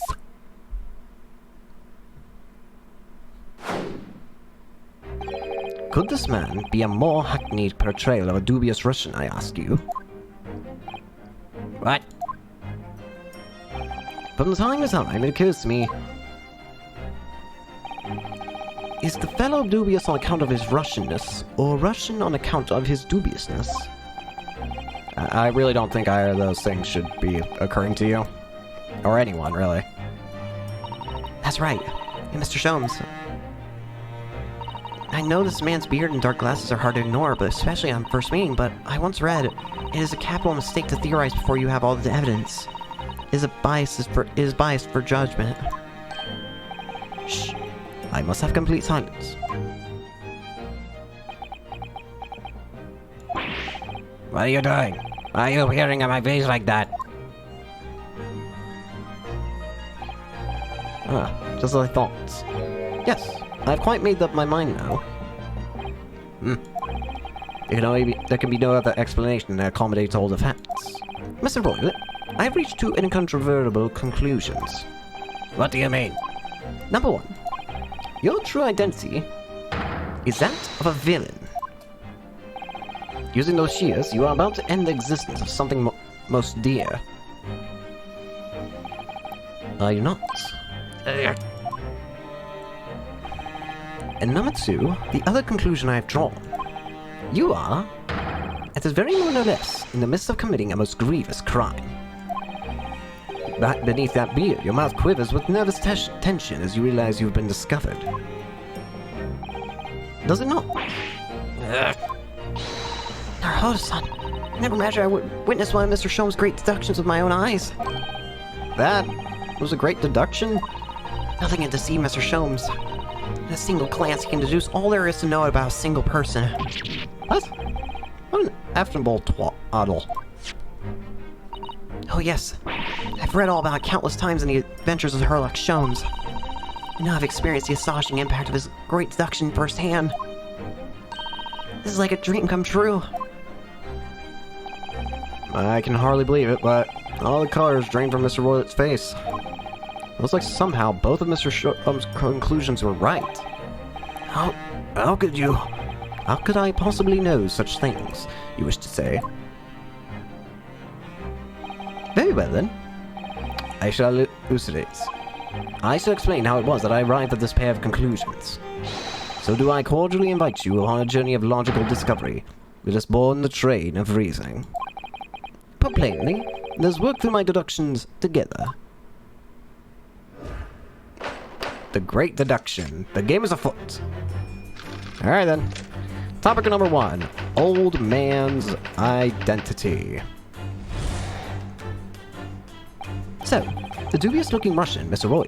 Obviously, what catches the eye in the first place?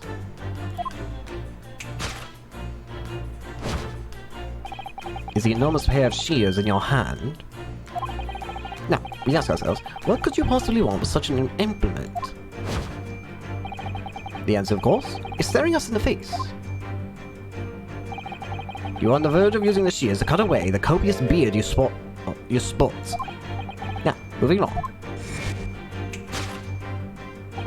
The question that then begs is this: why would you desire to rid yourself of this magnificent beard, Mr. Roylett? Once again, the answer is plain. We have clear evidence to shed light on the matter.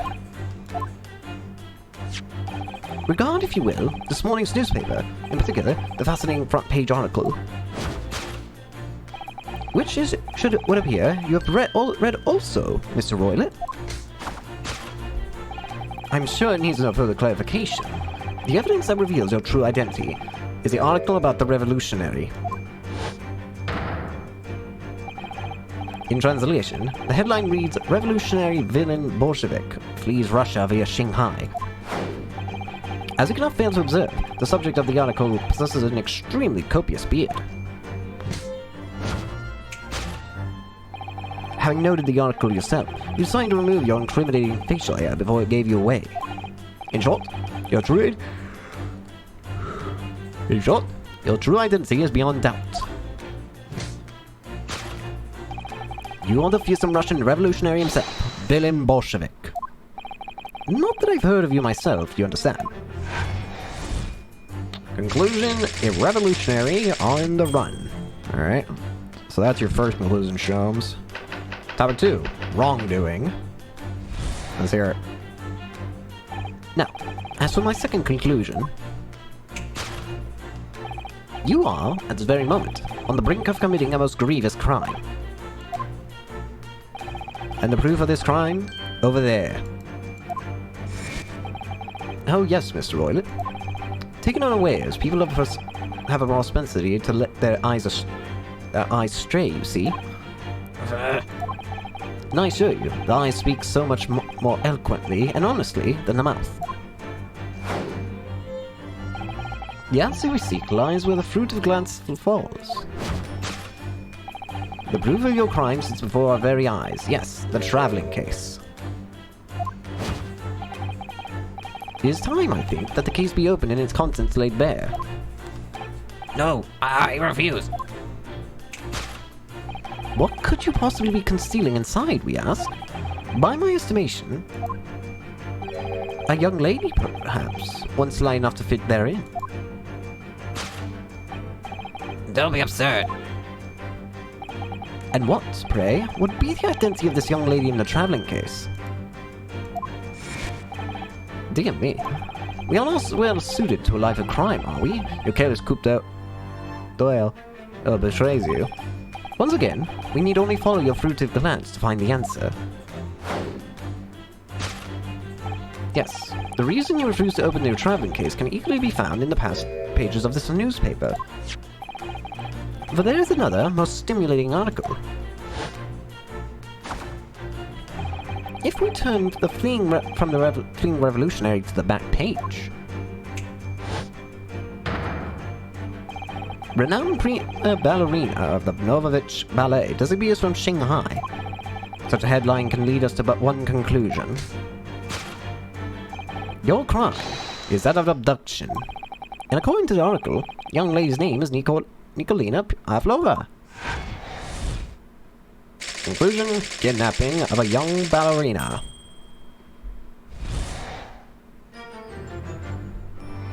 Thus concludes Herlock Sholmes' great deduction of this Russian enigma, Elemensky.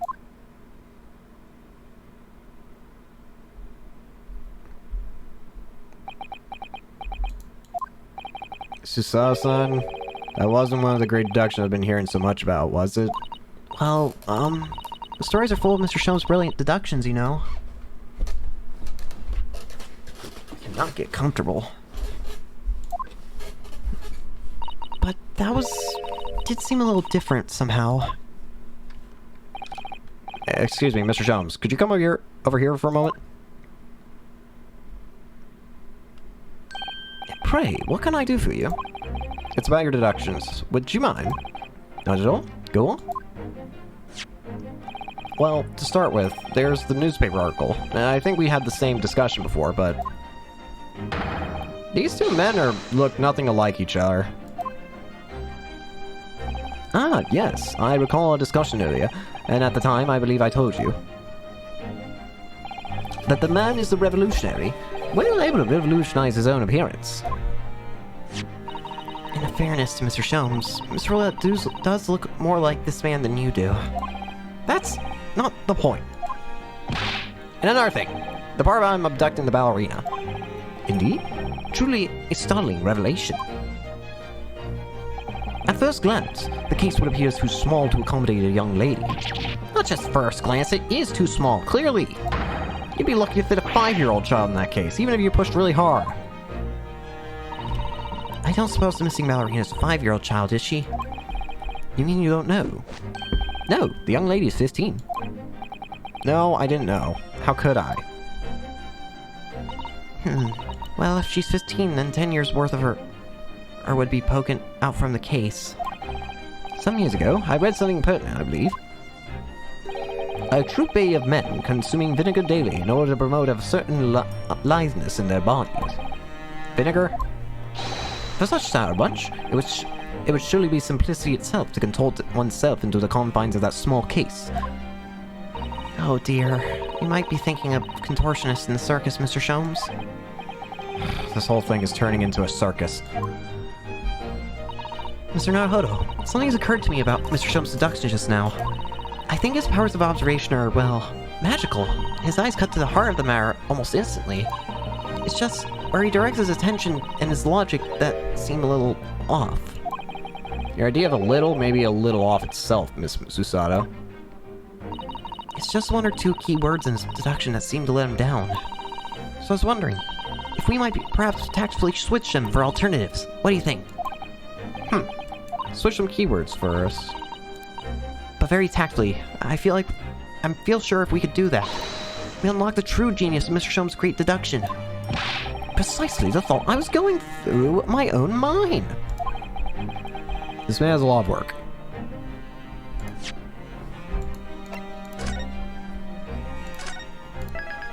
Let me save.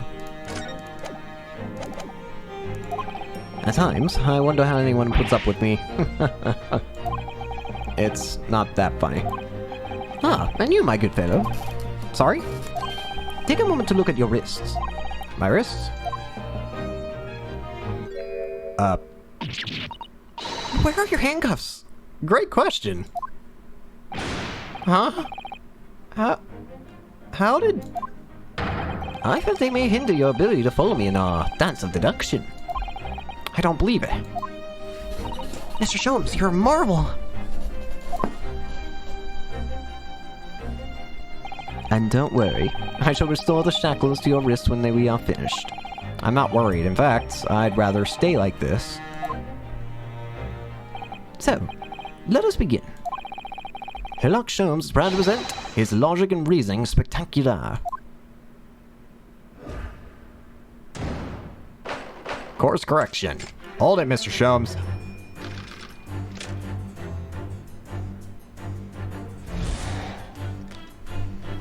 So, the dubious-looking Russian, Mr. Roylott, obviously what catches the eye in the first place,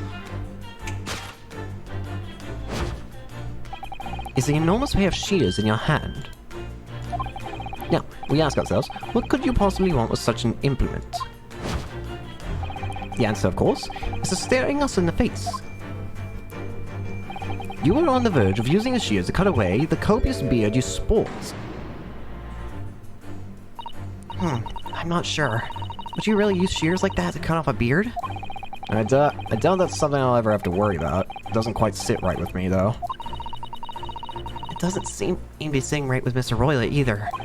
Which means, I suppose, that the deduction is wrong. Let's try to switch a keyword in here, Naruhodo-san. See if it helps matter. Alright, but how? I think we should start by taking a long, hard look at Mr. Roylott.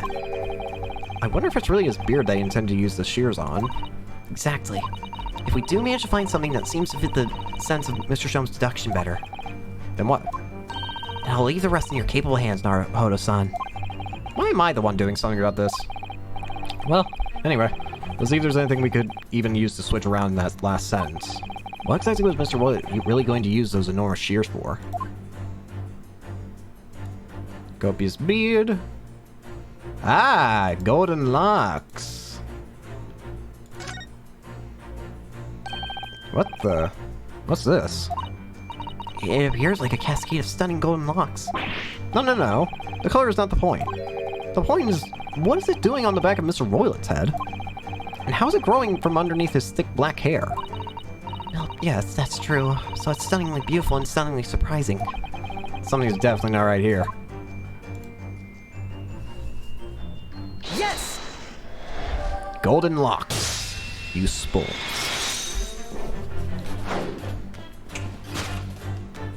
You were on the verge of using the shears to cut away the golden locks you sport. Indeed. You have identified the precise detail I was intending to expose. Such lush golden hair does not befit an old man. You're not a man at all. You're a woman. And judging from the length and sheen of your hair, one's still very much in her youth. Oh no. If only I'd managed to cut off my hair. No one would have suspected. The question then begged is this: Why would you desire to rid yourself of these magnificent locks? Once again, the answer is plain. We have a clear evidence to shed light on the matter. I'm sure it needs no further clarification. The evidence that reveals your true identity is the article about the revolution. Well, that was a shock. I had no idea that the old man was really a young woman in disguise, did you? What? Why are you staring at me like that? Yes, it was a surprise. Naruto-san, you're enjoying this, aren't you? Sorry?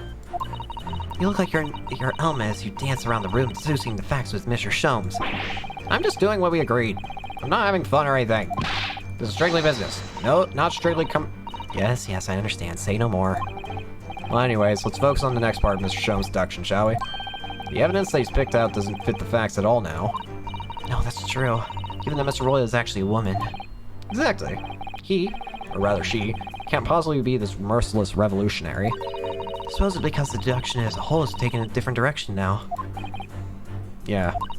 Let's switch the evidence for something else. Something that fits the facts as we understand them. For some reason, this woman needed to try to hide her true identity. I feel as though I've either read or heard about a young woman in a situation like that recently. Alright, I'll do my best. She's Nikolava Pavlina, or whatever her name was. Anyways, this is it. Yes! Article about the ballerina. The evidence that reveals your true identity is, of course, the article about the ballerina.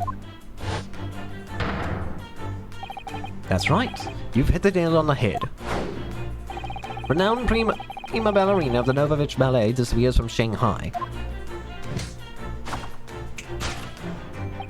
It would appear that we are finally able to address you by your true name. Yeah, because your true identity is that of Novovich Ballet's prima ballerina. Miss Nikolina Pavlova.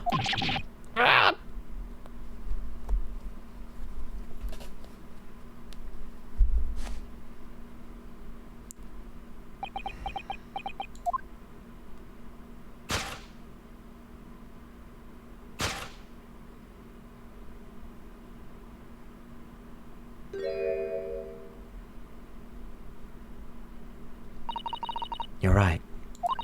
My real name is Nikolina Pavlova. But please, I beg you, don't tell anyone. The real conclusion is a ballerina on the run. But we still got the wrongdoing. Let's begin. Now, as for my second conclusion, you are, at this very moment, on the brink of committing a most grievous crime. And the proof of the crime, over there. Oh yes, Miss Pavlova. Taken unawares, people have a propensity to let their eyes stray, you see. And I assure you, the eyes speak so much more eloquently and honestly than the mouth. The answer we seek lies where the fruit of the glance falls. The proof of your crime sits before our very eyes. Yes, the traveling case. This woman is the ballerina, and she's right in front of our eyes. So clearly she can't be inside the traveling case as well. No, that's right. Seems she wasn't abducted at all. In which case, what is the crime the young woman is apparently committing? Huh. I see I'm gonna have to step in and fix the great detective's mistake again. You seem to look pleased, Miss Naruto-san. Do you like the idea of another chance to dance around with Mr. Sholmes? Stop it. Anyway, there must be something else here that shows what this woman was up to. Ah. Wow, what is this dazzling tiara? I've never seen anything like it. Are those real diamonds, you think? I'm not Naruto-san, try it on. What? Me? Isn't it usually girls who wear tiaras? Wouldn't you like to try it on? Oh no, I couldn't possibly. It's far too beautiful. Why does this tiara look familiar? I feel like I've seen it somewhere recently. What about this? The waste paper basket? Let's have a little look inside. Naruto-san! Those poor egg kids that go sifting through someone's rubbish, you know. Those eyes, she's looking at me like that. These are special circumstances, I think. Exactly, we have no choice. There's hardly anything in here. Oh, that's a little disappointing. Well, it was worth a shot. Yes! The tiara. The proof of your crime is surely this tiara. I believe this tiara is worn on stage by dancers in the Novovich Ballet, is it not?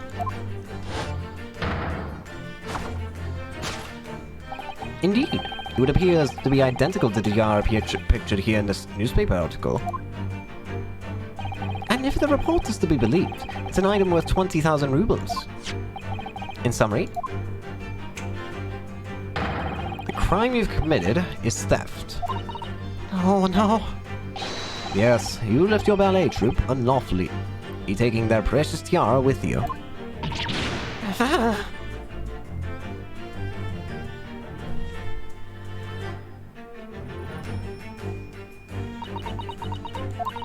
have no one, no family, no friends. I'm all alone and I need money. But I did not steal the tiara. It was a present from, I say, an Earl of Russia. It belongs to me. This girl is only 15 years old, and she's run away all by herself. She must have been extremely lonely. Alright, I'll tell you everything. There's no point in hiding it now. Come, let us not be hasty. What? There remains one unsolved mystery about you. Mystery? What do you mean? You have staunchly refused to open this traveling case of yours in our presence. It's reasonable to conclude, therefore, that there exists some reason why you wish for it to remain closed. Is it not so, Miss Pavlova? My dear girl, there's no sense in playing games with me. Nothing escapes my attention. Indeed, I have a very good idea of the contents of your case, even before I've ever laid eyes on them. Dear me, we are not well suited to a life of crime, are we? Your careless coup d'oeil betrays you. Once again, you need only follow the furtive glance to find the answer. Yes, the reason why you refuse to open your case is written on the book on the shelf. He's completely changed tack with his deduction now. I think Mr. Sholmes is adapting his logic to the changing circumstances, don't you? Maybe, but why has he suddenly brought the bookshelf into all this? It's just a wild guess, surely. Oh, do you think so? Well, it doesn't seem likely that the reason why this young woman doesn't want to open her case would have been written in a book that doesn't even belong to her. Yes, that's true. But still, Pavlova certainly did cast her eyes in that direction. I noticed it myself. And there has to be another reason why she wouldn't open her case. It must be somewhere else in the same area, if that's where gaze was involuntarily drawn. I agree. That's the only answer. Whatever she had hidden inside that case should be revealed by the note following their gaze in the direction of the bookshelf.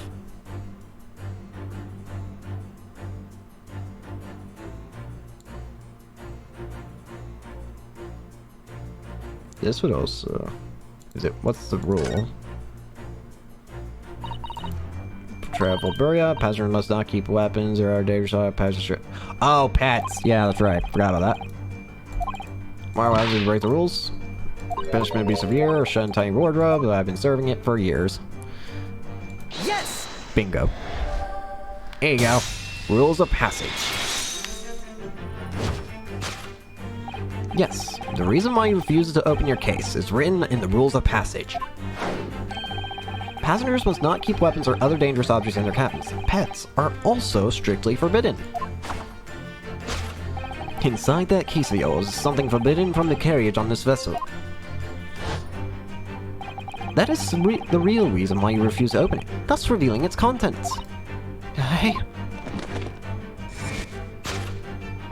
As we've seen, the trunk wobbles from time to time, but no weapon or dangerous item would move of its own accord. Which leaves but one possibility, Miss Pavlova. Inside your traveling case.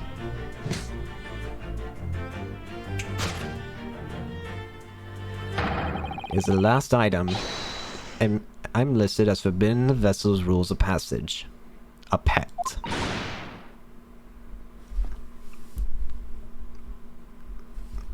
I wonder what kind of pet it is. Is it a snake? The true conclusion? Possession of a prohibited animal. Solved.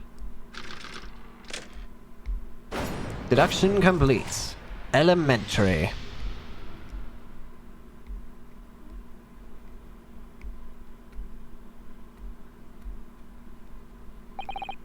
So clearly, you are who you said you were. No, I'm not Grant Imsby Broyle. My real name is Nikolina Pavlova. Everything you said was correct. You absconded during one of your ballet company's performances in order to escape your homeland.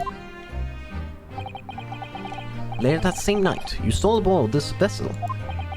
Which couldn't have been easy. The Bury has a huge steamship with a vast crew.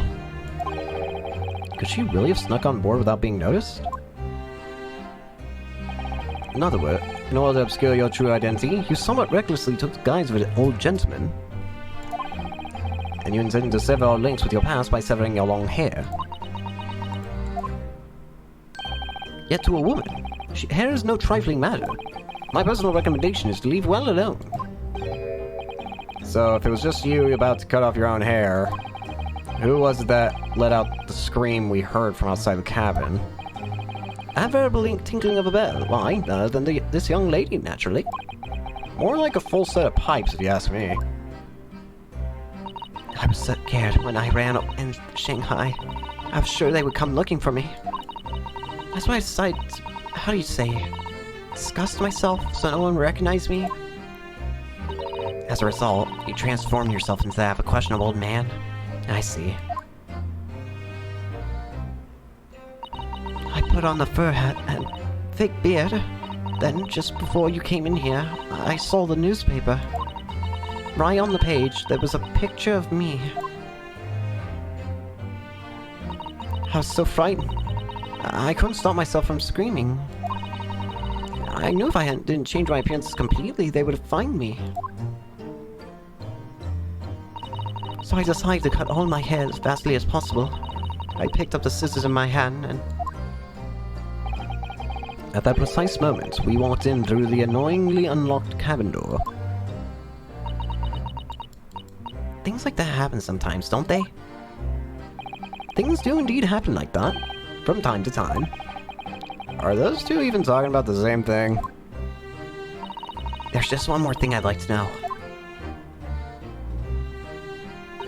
What exactly do you have inside your traveling case? You're right. It's my dear friend inside. My only friend in the whole world. Please, don't tell anyone. If the captain finds out, or if you say anything to the crew... Your secret is safe with us, I assure you. But in return, you must tell us, in as much detail as you can muster, about the events of last night. Yes, alright. I will tell you. Well, Mr. Naruto, wasn't it something, Mr. Shum's great detective deduction? It was certainly something, yeah. I'm just not entirely sure what. But at least Miss Pavlova has agreed to tell us what she knows. That's incredible. Indeed, it is incredible. Ah, and one more thing. Oh, yeah? What? Observe your wrists. My... For the love of... Your hands are cuffed again. What? But how? True to my word, I've restored your shackles. When? Why? There's still a shadow of guilt cast over you, Mr. Naruto. I'm sorry to say, it can't be helped at the moment. Can't it really? So listen to what Miss Pavlova has to say. I can't go on not knowing.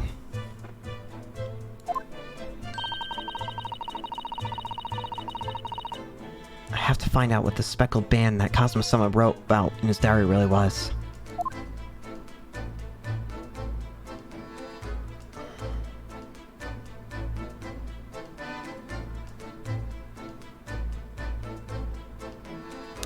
I'm sorry, I'm just thinking about something.